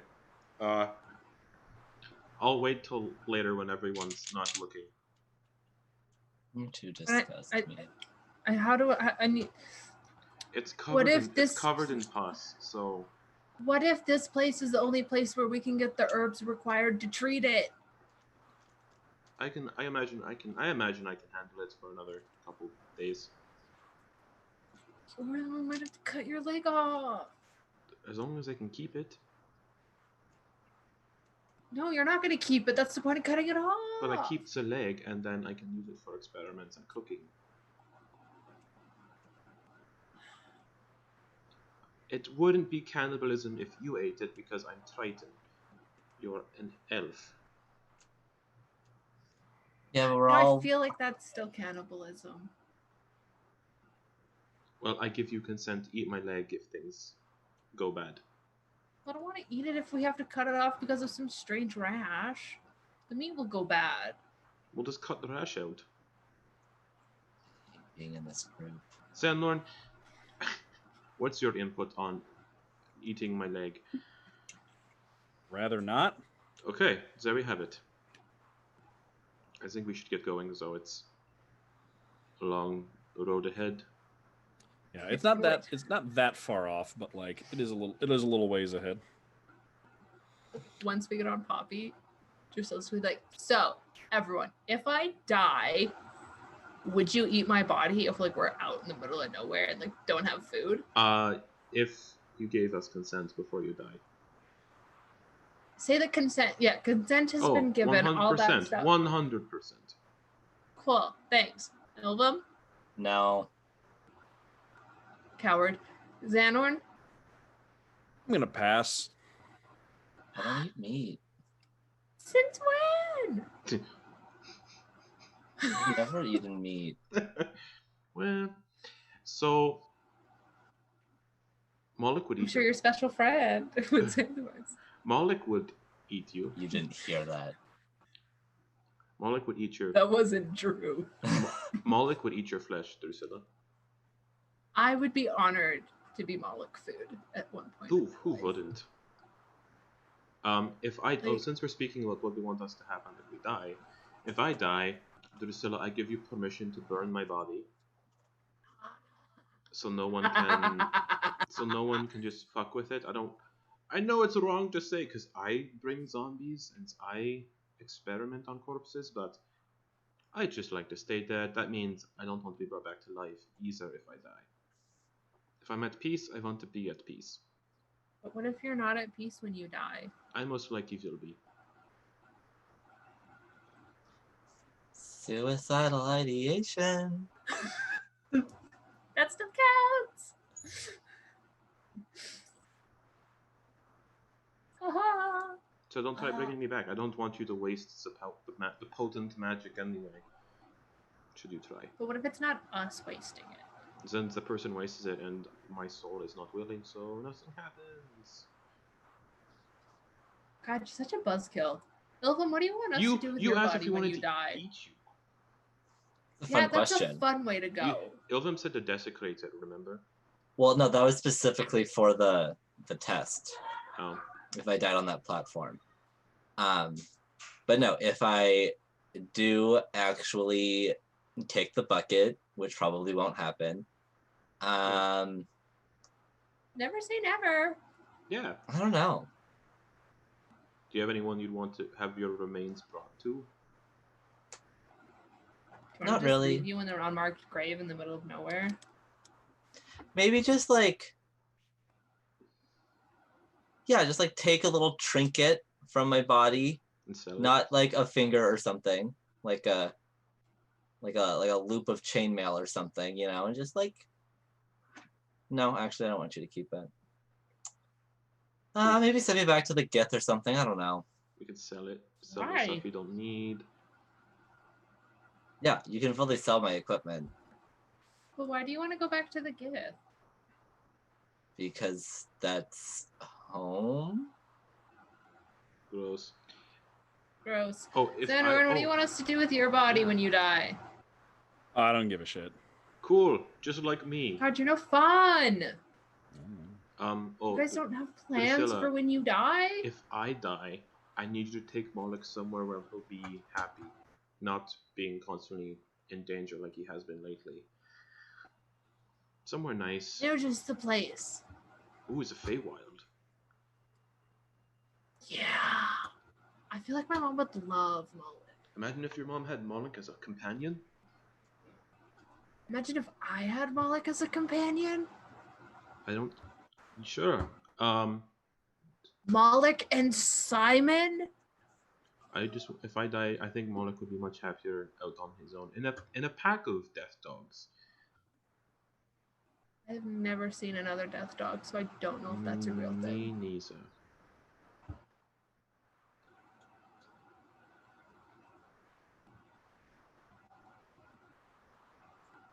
All right.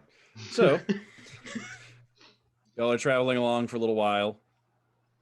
It's a couple days to get to where you're going. So if anyone has anything they want to do over the course of a couple of days of just like camping and traveling on Poppy, go ahead and let me know if there's anything you want to do in that downtime. Otherwise, the time passes uneventfully. I'm just gonna be dodging alone time with Sid. Okay. I want to try and contact my mom in my dreams. See if I can get her to show up again. Okay. You dream about your mom a few times, but then it always transitions into weird things like showing up to your awakening, but you forgot to wear pants, or like Both of you to assume I was wearing pants in the first place. or you have to like, for some reason you're like in a town and like the fact that you like people keep asking you to read things and you're like I can't read, or like just a bunch of other stress. Every time you actively try and dream about it, it pretty much just transitions into like a mildly stressful nightmare. I'm just gonna keep reading this book I have that I kept on the planes of existence, and the book I kept about demons. Just read up on those. All right. After a few days of traveling, eventually you come to the mouth of a very wide valley. The valley you can see like the sides of the valley extend off to either side, and it is filled with a very dense, lush, fertile forest, filled with trees and growth. And it's going to be difficult to get an elephant through here, but you can actually see that what looks like some kind of path has been carved through the forest. How long does it look like it'll take us to get through the path? Maybe a couple of days. Not a couple of minutes. No. So I couldn't cast Reduce on Poppy. No. Damn. Enlarge But it also on looks Poppy. It does look like there is a path though that like Okay. will provide enough room for an elephant to go through. I could cast Enlarge on Poppy. You could. Okay. All right. As you get into this path, you do know you can tell based on looking at the map that it looks like this path is actually heading in the direction of where you're going. And it looks like this path has been fairly recently like hacked and carved through the woods. Like it looks like you can see like places where the branches have been like roughly chopped off recently, and like the foliage scatters across the ground. And you can see a pair of wagon ruts that run through this path as well. It looks like someone has actually come through here recently. And if you'd like more details, perception and survival checks can provide them for you. Ah, Can I make a survival hello, wisdom. 9. The branch I'll do hits, perception. branch hits me in the face. Oh. check? 19 survival. Okay. 17 perception. All right. Let's see. Okay. So, all right, we'll start with Drew. So you said 19? Yep. Okay. So you're looking around. Actually, I'll start with perception. Who got? Hannibal got really low, Yep. and then Ilvem got 17. what? 17? Yeah. Okay. So first thing you notice is you can just spot scattered like chicken bones and cheese rinds and like crusts of bread that have started to mold, just like tossed off the path at regular intervals, giving you an idea that like, yeah, definitely someone recently passed through here. You can also see a few spots where the wagon ruts like diverge a little bit, like something hit a rock or something, or they just like weaved a little bit. And you would guess that there would probably be about 4 wagons total in this train, though you don't manage to get much more than that. And then Drew, you said you got 19? 19 survival. You get a pretty good idea of the number of footsteps, and you determine that aside from a few, they're very irregular and seem to have a pretty strange gait to them. Some of them are dragging their feet, stumbling over just about every rock and protruding root. You would estimate probably about 30 footprints total. You're unable to find any campsites, though, and it actually ends up being pretty... It's pretty conspicuous. Like, they must have hid their camps pretty well or put them, like, a decent way off the path, given that this is a multiple-day trek. And if you'd like to make me a nature check, Drusilla, you can. I'd love to. Okay. Natural 20 for a 24. Nice. Okay. So the first thing you notice is that as Ilvem is noticing all of this littered food on the ground, you're aware that should have attracted animals. They shouldn't still be sitting here. Like, this is the middle of a forest. Things like bones and bread and cheese and stuff like that. Like, animals should have come and picked this up, but it's still just sitting on the ground. So for some reason, it appears that animals are actually avoiding this path. And as you're like, think about it as you're riding, you listen, you like don't hear any birds, you don't hear any sounds of wildlife around you. And with a natural 20, I will actually let you take another survival check with advantage to see if you can get more information off the path.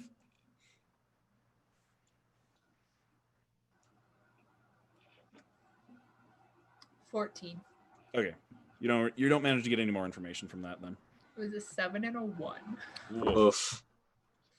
All right. So yeah, you can definitely tell that there was some sort of group that traveled along here and was just like leaving trash behind. And for some reason, animals were not wanting to come near this path, even since they passed by.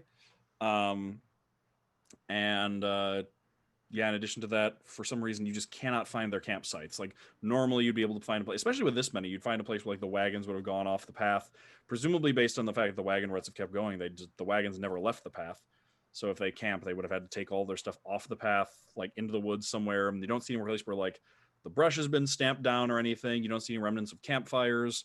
So they must have hidden them really, really well. How's Poppy reacting?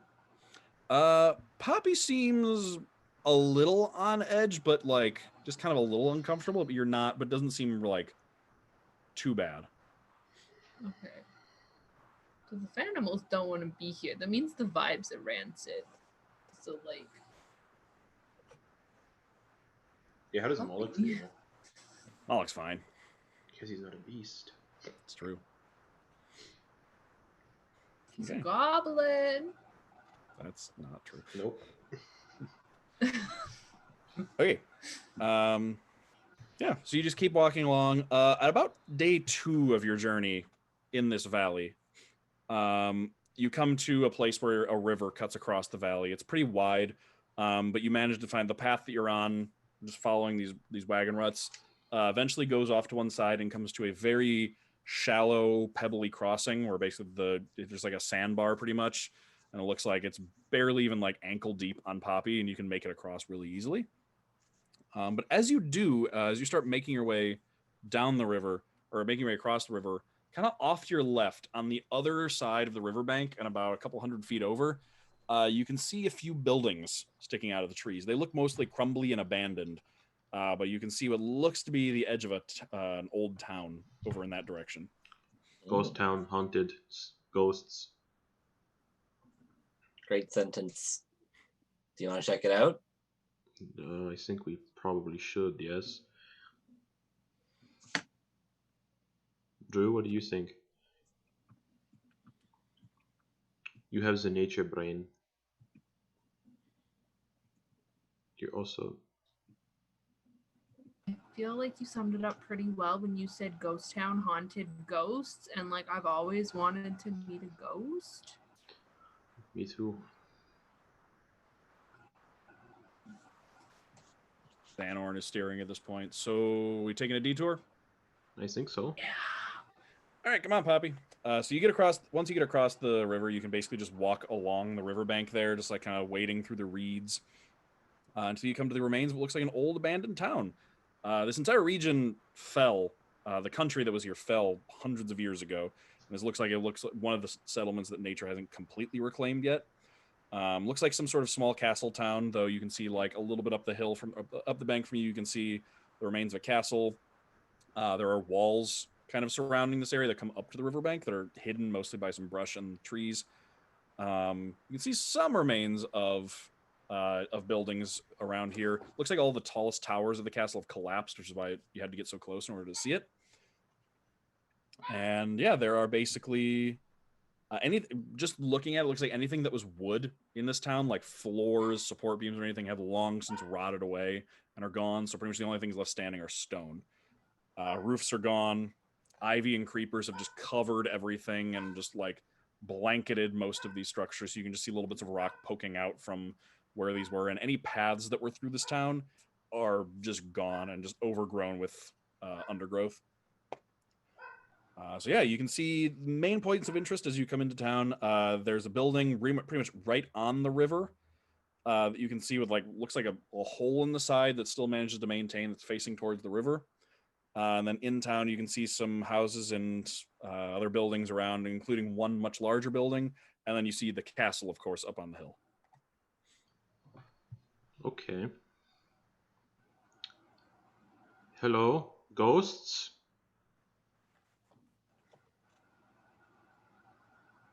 I think we're fine.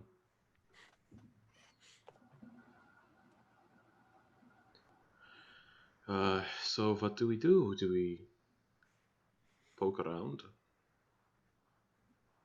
Sure. What are we looking for? No idea. Great. Solid start. Something interesting. Should we split up? Yes. Yep. Everyone take a building? Yep. Moloch. All right. Sanorn, can you stay here with Poppy and Moloch again? Yes, I can. Thank you. All right, so who's going where? Into a random building. Just the nearest one? Yep, for me, yeah. Okay. All right. Drew and Ilvem, any particular buildings you want to check out? I want to check out the castle. Yeah, you do. I also wanted to check out the castle. We like both like start walking there and we're like, Noah, where are you going? Oh, there's that building over there. Looks really interesting, doesn't it? Mm-hmm. Mm-hmm. Oh, Has Hannibal I think- walked into a building yet? Oh, yeah. Yeah. Let's just go. Let's just go. Yeah, Let's go, just go. run. Yeah. Dash. Okay, the two of you just run up the hill. Sid's just going to poke around in town. Okay. Can I try to trip Ilvem going up the hill? I mean, you You can. bastard. Make me an athletics check. Into the mud. Contested by Ilvem's either athletics or acrobatics.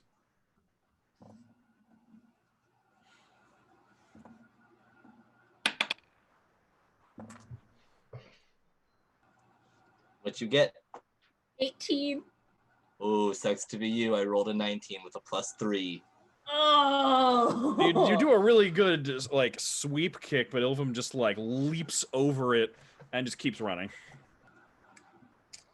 You're All right, learning. Good job. I can see you coming.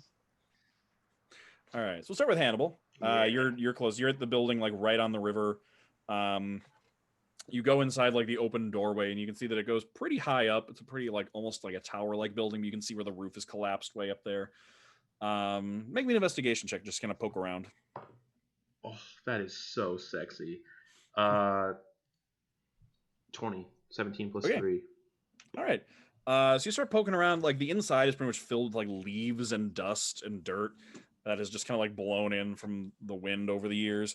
And you kind of poke around. You eventually like you manage to keep yourself from like cutting yourself as you reach into one of the piles and pull out the like probably like a third of a saw blade that's like about the size of a wagon wheel. You just barely make out like the saw teeth on like one side of it. It looks like it's just orange with rust. Basically, it's completely like rusted through. There's holes in some places, and it's like a jagged third of it that looks like it's broken off from just age and rust.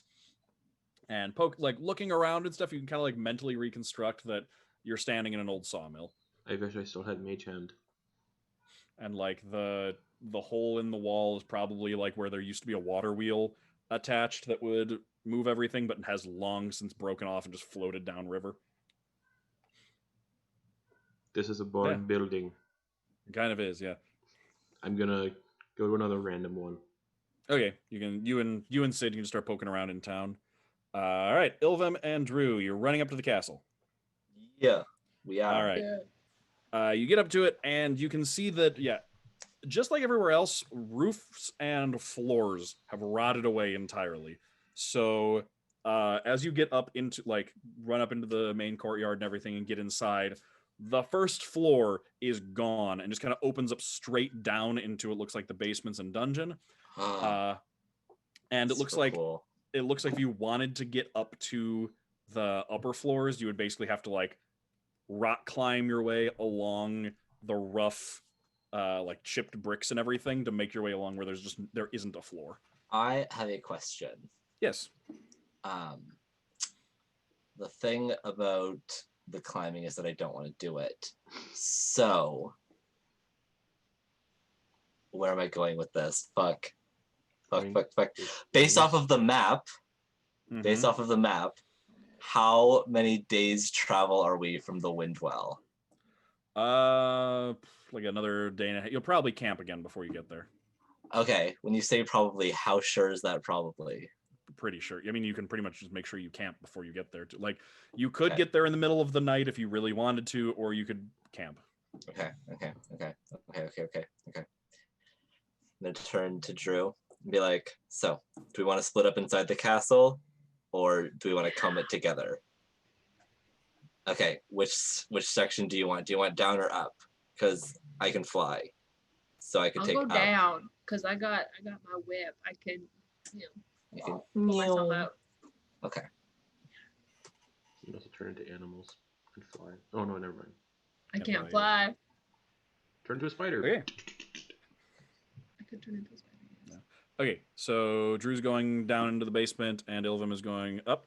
Yeah, I'm gonna pop my wings and fly up Okay. so that I don't have to Then- rock climb. Okay. So you just, and it's wide open vaulted ceiling where there were ceilings, and like big open archway so you can fly through pretty easily. And Drusilla, you start heading downstairs. Yee boy. Okay, start with you. So you get down into the basement, like you kind of just like climb down. It's just like the steps up and then it's just a sheer drop inside, basically. So you have to climb down. There probably are stairs somewhere that should lead down here, but like there's no floor. As you get inside, you can see that you're basically walking through the dungeon at this point. You can see like the still remaining rusted bars of the dungeon doors and everything. The hinges are completely rusted shut, basically. You don't see anything inside of them. It looks like, though, this is the most intact shelter, ironically, in the entire place. Like, if you were to want to like make camp here, or if someone were to want to stay here, this would be the place to do it because it's the only place with like lasting shelter. Eventually, though, as you keep going, you eventually get to down a hallway and around a corner, a section that goes like starts going under stone. It goes like a little bit lower, so you actually have a ceiling above you, and you get to a very large, thick iron door that's again completely rusted and tarnished, but is hanging open. It appears to be some kind of vault. I'm going in. Okay. You push your way in, and you can see that there's like alcoves and things and places where shelves used to be attached to the walls and everything, and like this place probably used to hold a lot of wealth. Given the doors hanging wide open, though, you really don't like. There's like not a lot valuable in here, but as you're looking around, you do see a little bits of like glints of light in the like dirt and leaves scattered on the ground in here. What is it? I'm gonna brush it off. And be like, As you kind of like lean down and brush it off, you can find a gold coin. Hell yeah! This one Yeah. stamped with most gold coins you get are stamped with some kind of national insignia, and this one is stamped with the symbol of an eagle, which is not familiar to you. I don't know what this says. Your nails are so bitchy. Oh my god. Right? Just like when you did that, I swooned. I swooned over here. Oh my god, they're so good. Thank you. I'm gonna see how many of these little bastards I can grab from the dirt. So you start just like sifting around through the dirt, basically. All right, so you're 4 taking a while hours to do that. later. 2 gold coins. Let's go back into town with Sid and Hannibal. So you're all looking around, basically just like poking in random buildings. A lot of them is not hard to search because like Yep. it's a doorway, and then you look inside, and it's just dirt. Every time I stick my head in a door. Hello, ghosts. Okay. It's Eventually, me, your boy. eventually, though, you do notice that there's one larger building in town that looks like it's probably the inn that's like still partially standing. I turn You to can go Sid. take a look at. Dibs. All right, I'll go check out this place. Okay, so yeah, you can get in. Again, the floor is gone, and it just kind of opens right up into the basement. How far of a drop? About like 6 or 7 feet. No, I can do it. Yeah. It's like kind of part of the cellar is kind of like caved in. On one's like one of the walls is collapsed, and like the cellar is kind of caved in. But yeah, you could rummage around and search for a bit. Yeah, good thing I have dark vision. Yeah. But I mean, it's like there's no roof above you, so it's just like still Yeah. sunlight coming in. But all right. Yeah, I'm gonna look around. All right, so you can rummage around. You can like start digging in dirt. You can see a couple like sunlight reflecting off of glass in a few places. Some of it's broken, but you do manage to find searching around. Tetanus that I die from. Yes, supernatural. Supernatural Ghost tetanus. tetanus. Tetanus. Let's see. So you find about 3 sealed jars of honey that are still like it's like a swing top jar that's like completely sealed shut and looks like you'd have to basically break it open, but the honey inside has pretty much like solidified. But I found honey. honey doesn't go bad. You know, no, you just gotta warm it up to get the crystallization to go away. Mhm. You also find about a dozen bottles of wine. Oh, I don't drink alcohol. Hannibal doesn't like alcohol. I'm gonna put the 3 jars of honey in my coat, Okay. and in my backpack, Mhm. I'm gonna put all the bottles of wine. Okay. Give me an investigation check really quick as you're putting all the wine in. 16. Okay. Looking at them as you start putting them in, you notice so basically all of these have like wax melted over the top of them, kind of like a bottle of Maker's Mark. Yeah. But some of them you can see that like the wax seal has been broken, and like getting a sniff at it, it smells like a good number of these have turned. So as you start looking through them, about only 4 of them have still got the seal on. So Hannibal's not a connoisseur of alcohol, though. So would he know that they're turned, or just go, "Oh, this smells strong"? Good question. I'll leave that up to you. He's taken all of them. He thinks they're just Okay. strong alcohol. All right. Oh. They can all get drunk. Well, I don't. All right, and then let's go back into the castle where we've got Ilvem just flying around. You get to what was probably a dining hall at one point. You can see like iron chandeliers sitting on the ground, like just crushed and like mostly disintegrated from age. But you eventually get around to some, get to some upper floors where there's like the load-bearing walls are still there, so you can kind of like hop around on like the tops of walls. So I would have to get up there like relatively quickly because I've got the wings for a minute. Okay. So yeah, zoom there and then cast enhance ability for dexterity. And you just start hopping around? Yeah. Okay. Give me an acrobatics check just to see how you do. My pleasure. Really good. 21. Okay, yeah, you're doing a great job hopping around. Eventually, you come into a big open room that's basically just open to the ground. But on the far side of the room, against one of the outer walls, you can see a place where there's a little alcove set into the wall. Presumably, this was covered by a painting or something at one point, but is now gone. And inside, you can see a little box still sitting inside the alcove that hasn't been dislodged yet. I'd like to go dislodge it, please. Okay, well, you don't have to get across the room, and there is no. It's like a 20-foot wide room, and there's not really any good like places to walk to get over to it. Are there good places to hop to? Not even like to stand on. It's pretty much just like flat walls all the way down. Huh. Let's see. What do I got? The walls themselves are very, very, very rough. Like the mortar has fallen away, and it's just like loose bricks with like plenty of handholds, but nowhere to like stand and walk. Wish I were a monk.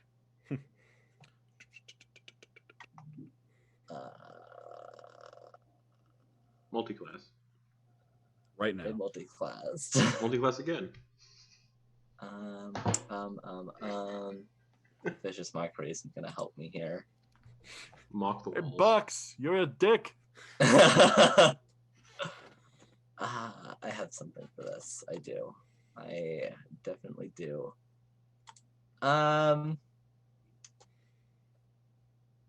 Okay.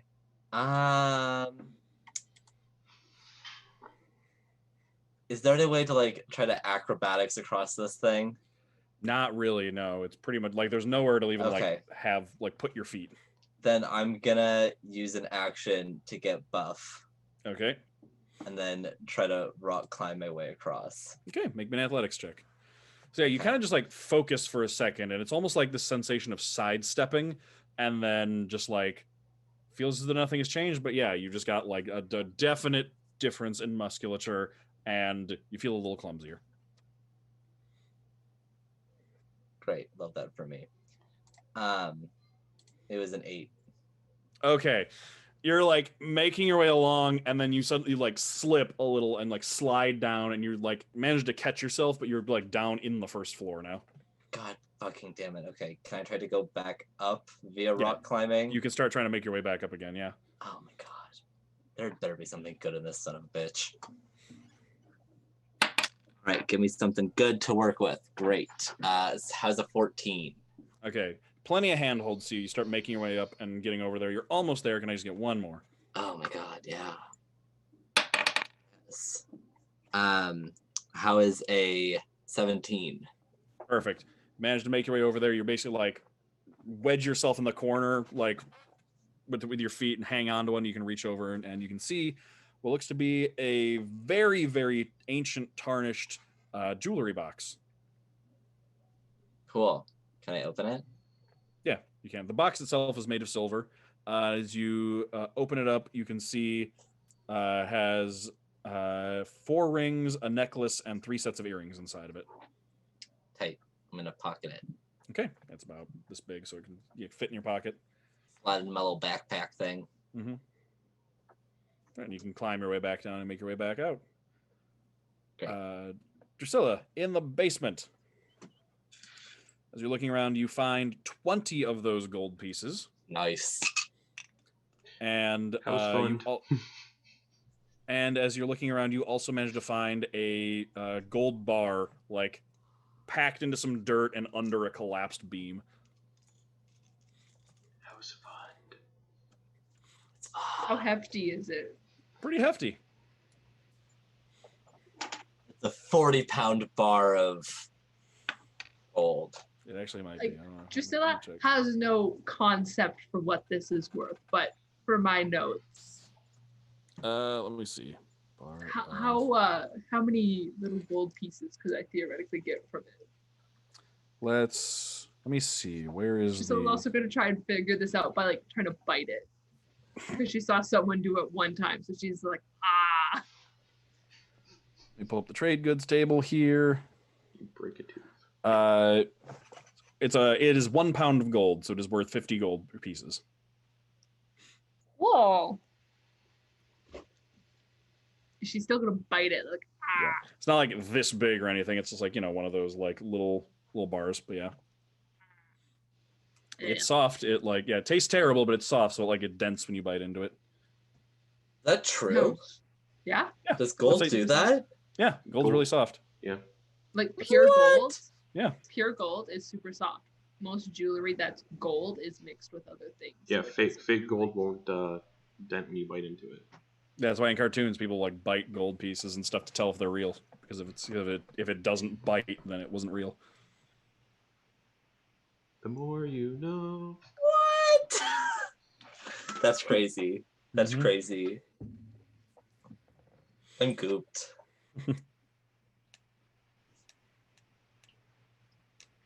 Okay. And then eventually you can pretty much all reconvene and gather back in the middle of town with all the things you found. Sid didn't really find much of anything. So, want to see what I found? I found 3 jars of honey, and because honey never goes bad, and 12 bottles of wine. I show off 12 bottles of wine. Shake it. There's still wine in them. Well, Oh. What'd you find, Ilvem? I found a very rough rock that I almost fell down. It was the wall. But then I also found this really cool jewelry box. Ooh. It's got some pretty nifty stuff in it. What did you find, Drusilla? I found this, and she will present the gold bar. Oh, house fund. Yeah. It tasted like maybe 50 gold worth. It looks about It right. doesn't taste good. I No. will say that. Do you want me to It's keep it in covered my? in dirt. Do you want me to keep it in my coat with the rest of the house fund? Yeah. Here you go. It was 50 gold, right? Yep. It's 1 bar's worth. 1 bar, so yeah, you can sell that for 50 gold. So our house fund is currently at 174 gold pieces, Nice. and our communal is still at 30 gold. Oh, that's a lot of money. Yeah, actually, 30 gold isn't too bad. So this town is not ghosts. It This seems town is not, ghosts. but maybe they show up at night. I don't know. This town has ghosts in it. I mean, if we want to stay the night, we could go to the dungeon of the castle because it was pretty sheltered. We could spend the night in this dungeon.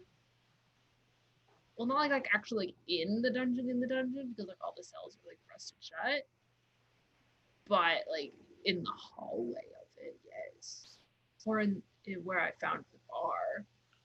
It's about noon right now, so you do have a long way until nighttime. How about we just leave? Yeah. Xander is also like, I don't know how I would get Poppy or how we would get Poppy down there. I could cast. You're right. It was a lot of work getting down there. Reduce would turn Poppy into a large-sized animal. I could cast enlarge on Poppy and just demolish everything. Make Poppy gargantuan. Oh yes, for a minute. Yeah. During combat, if we need it. Godzilla. Poppy would probably deal a lot of damage if I enlarged her. Extra Probably. D4. All right, let's just get going, I guess. Okay. So you get back on the road? Yes. On the road again. Do you guys want to? I don't drink alcohol, but do you guys want some of this wine? No, I also don't drink, but thank you. Drusilla, do you want wine? I have 12 bottles. Some of them smell very strong, but then I have honey. I've never drank before in my life. Well, For now's sure. a good time to try. And I hand her. I'm gonna roll a d12. Let's see which one I hand her. Okay. One of the minging ones. That means absolutely nothing to me. I will open it and drink it. Okay, make me a Constitution saving throw. Yeah. How does it taste? It smells rank. It tastes like vinegar. Oh, so it's so wine that sits long enough. Yep. It's delicious. Red wine vinegar. So I got a 5. Oh, All right, Drusilla, you don't know how much of this to drink, so you drink it like water. It tastes horrible. It tastes like rancid vinegar. And like you immediately feel your stomach churning as soon as it hits your stomach, and like 2 minutes later, your stomach hits the eject button in the upward direction. Are we on Poppy or are we? Depends on standing when there. you drink it. Yeah. I drink it as soon as Hannibal hands it to me. On Poppy. Okay, so it's probably like as you're all like loading up and getting on Poppy. Yeah. I will go into a bush. All right, so it just and stumbles over to a bush, and you can hear destroy a sounds local of just- ecosystem. Drusilla So- being sick over in the corner. So is the ones that smell are no good, I guess. So I'm gonna toss the other 3 not good bottles in the. The other 8 not good, or the other 7 not good That's right. bottles. I'm just gonna take all 7. 4 were good. Toss 7 of them into just the woods. Just shattering glass. You know what a cat sounds like when they're about to throw up a hairball? Oh yeah. That's what Magic Drew sounds like. Drew, do you need someone to come hold? That's your canon. No, I can't handle vomit. So I think these unopened bottles will be much better. You give Drusilla a open bottle of wine in an abandoned town? It smelled potent. I thought it would work. I don't know alcohol.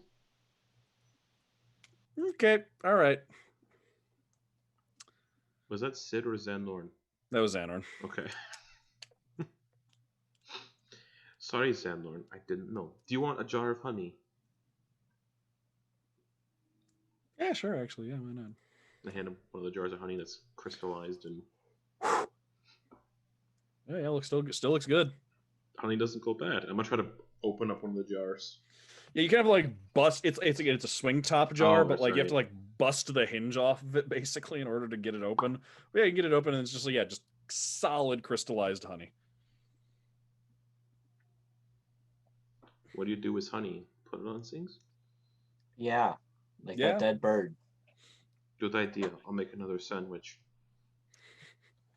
That did not go well the first time. What are you talking about? It went great from where I was sitting. Yeah, I think he immediately looked like Drusilla looks now. Oh yeah, you do it. You do it. Oh, is it? Oh gosh, that Drusilla, doesn't here. sound. Get some of this in a vial. Still, make me Speaking of another vile. Constitution saving throw.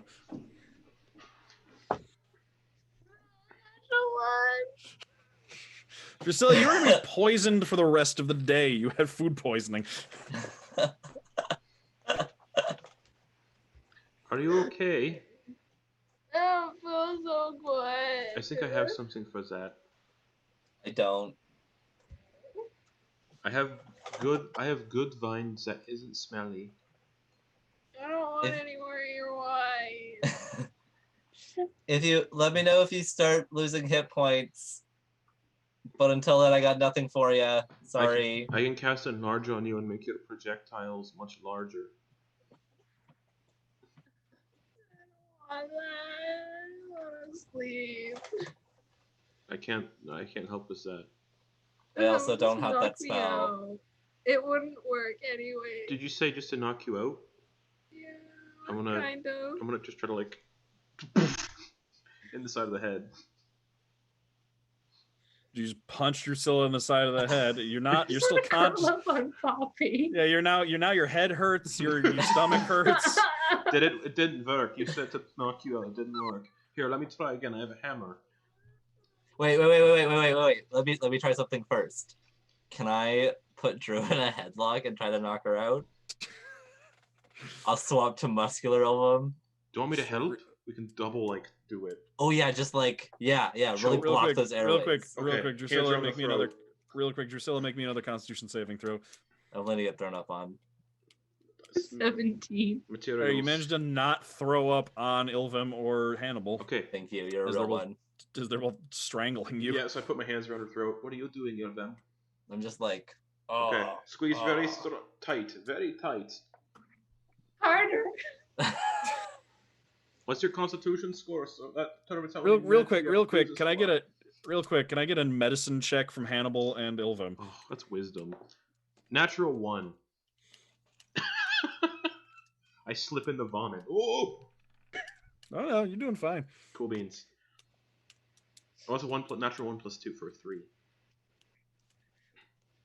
okay, medicine. Okay, I'm pretty good at medicine. I'm proficient 11. in medicine? Okay. The two of you just keep going. Drew's face is turning bright red and then purple. And it starts turning blue. And at some point, Ilvem, right about when Drusilla drops to 0 hit points, you realize we should stop. Oh yeah. We'll stop.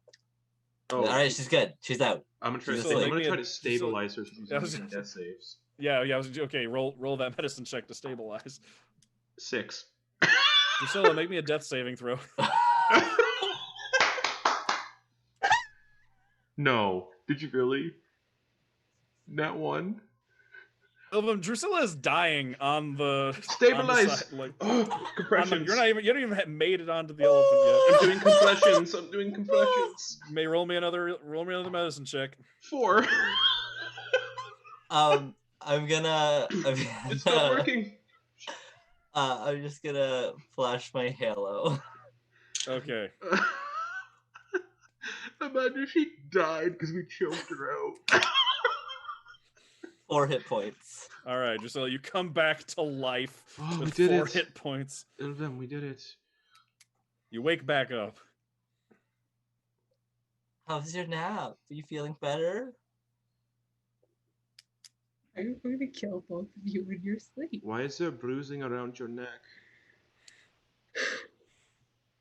I saw God. Oh, what was it? What did she look like? Yeah. Angry. You know, that makes sense.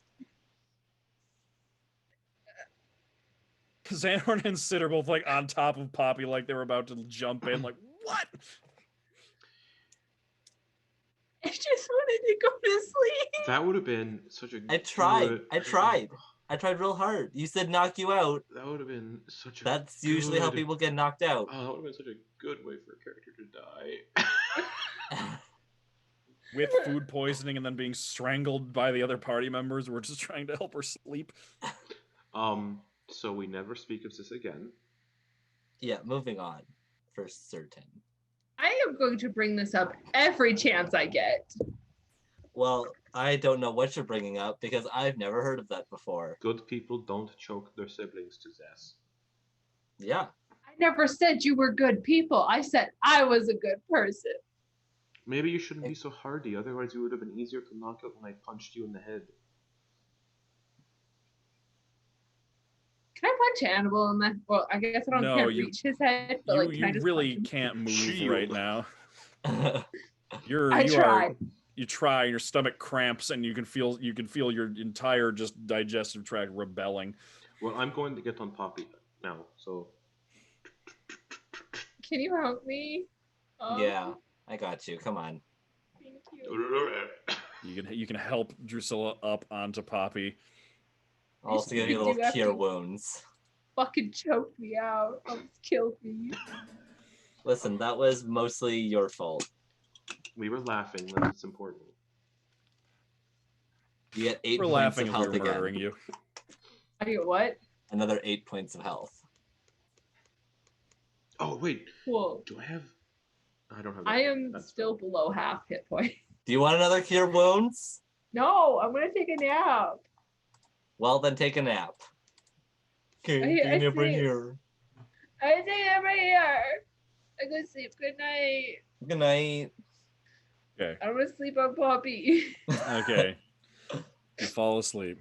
Curled up in a fucking ball. Away believe you from rolled- Hannibal and Ilvem. I can't believe you rolled a natural 1. And my medicine checks were so bad. I'm Yeah, proficient they in were. medicine. Yeah, if if either of you had rolled a halfway decent medicine check, you would have been able to identify when to stop before a person is dying. Okay, to be fair, I did say harder. Yeah, this again is your fault.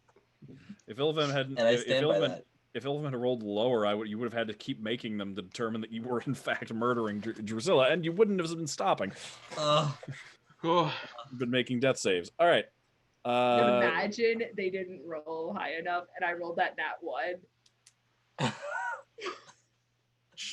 All right. I think she's asleep, and then be another medicine check to figure out if she's dead or not, and then it'd be hours before you turn around and realize that Drusilla's been dead since like this morning. Oh, and what did she say to do with her body? Eat it. She said I could eat it. I didn't say that. That's what we call foreshadowing. Well, that was a very interesting development. We went to a ghost town, and Drusilla almost became a ghost. There's no ghosts in this town yet.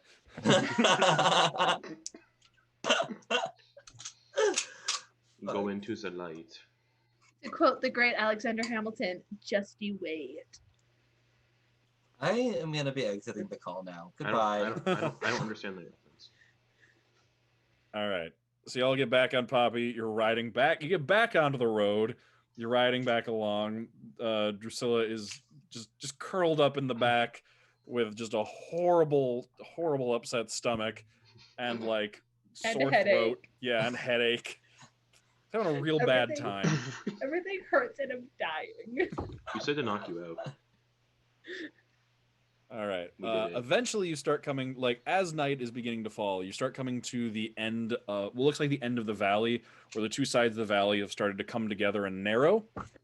And up ahead, poking through, like, seeing through the trees and some of the gaps in the foliage, you can see where the two sides of the valley come together into a canyon and continue onwards, and looks like you're going through into that.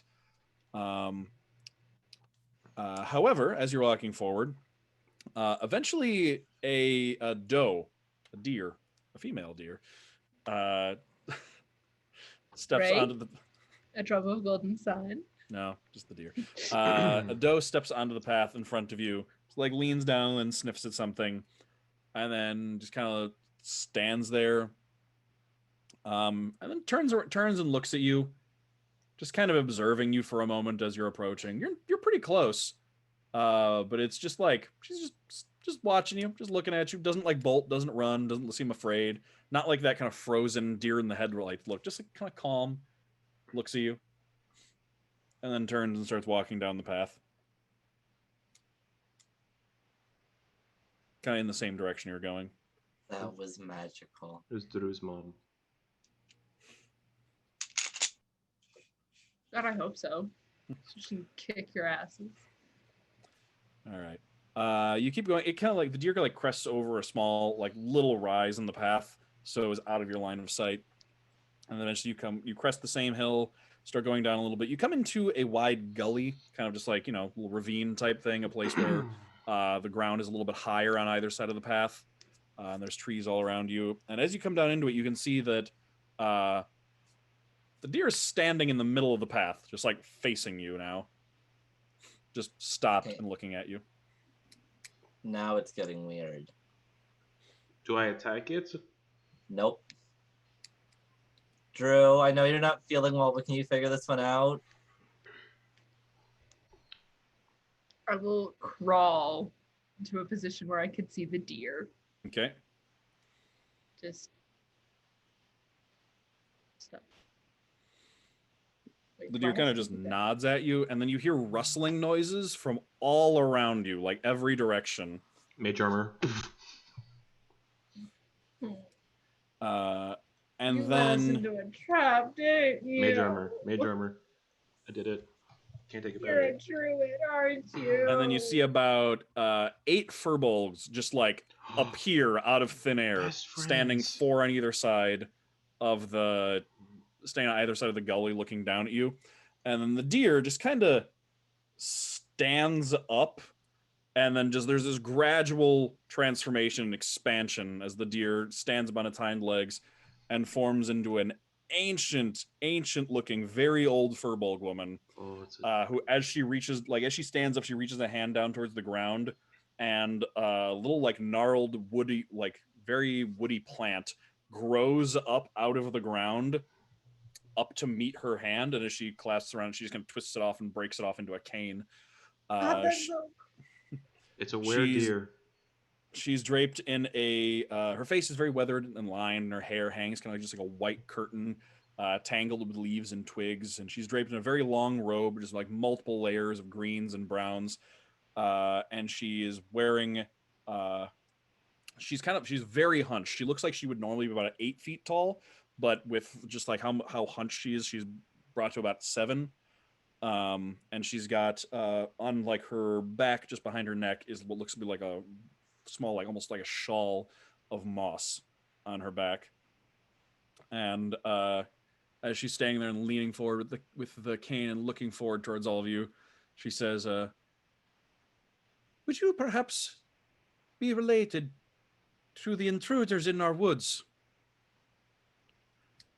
And that's where we're going to end the session for the week. probably not, but yeah, probably at the same I time. love a good furbolg. Furbolgs are great. That's my backup. All right. That's my backup character list, just in case. So, thank you for joining us, chat, for another Fuck, fun there's a chat. session. Yeah. Yeah, And no, I don't think that was a very fun session. I nearly fucking died. I think Ilvem had a great time. Twice. Oh man. Yeah, you know what? I had a terrible session. I am very upset. I had a great time. All right. Well, it was lovely seeing you, chat. We will be coming back again next week to see what these furbolgs want and to investigate the Windwell. So I'm excited for that. Looking forward to it. And then finally, after that, they will be able to make their way south into Kukui, where they will finally level up. Yeah. Ooh. A level up, you say? Yep. I'm gonna get a new warlock thing. 6th level Nice. wizard. I get more fire. When do I Nice. get? When do you get 4th level spells? Level 7th 7. level. Oh, It's every odd numbered level. I already got what I already know what I'm planning. What I'm taking. I'm gonna Nice. get it when There's a it's reason I'm reading a book on demons. Ooh, nice. Is it gonna be I 7 don't like demon? that. Mm-hmm. Nice. Excited to get to play. I get a stronger bond with Simon. Nice. I'm excited to get to play as the demons that you summon when your concentration inevitably fails on the spell and they just hang out and start attacking you. Yeah, Worth not it. thrilled for that, but Worth you it. know. Worth it. All right. Fun stuff. So thank you, Chad, for joining us. We will see you next week. And of course, come and join us for all of our other sessions this week, including Wednesday, where you get to see us deal with Ogden's Holy terrible dad. Fuck. Yeah, if you missed last Wednesday's session, probably What's that VOD? the best combat encounter I have ever run on the channel. I was so just happy the entire time.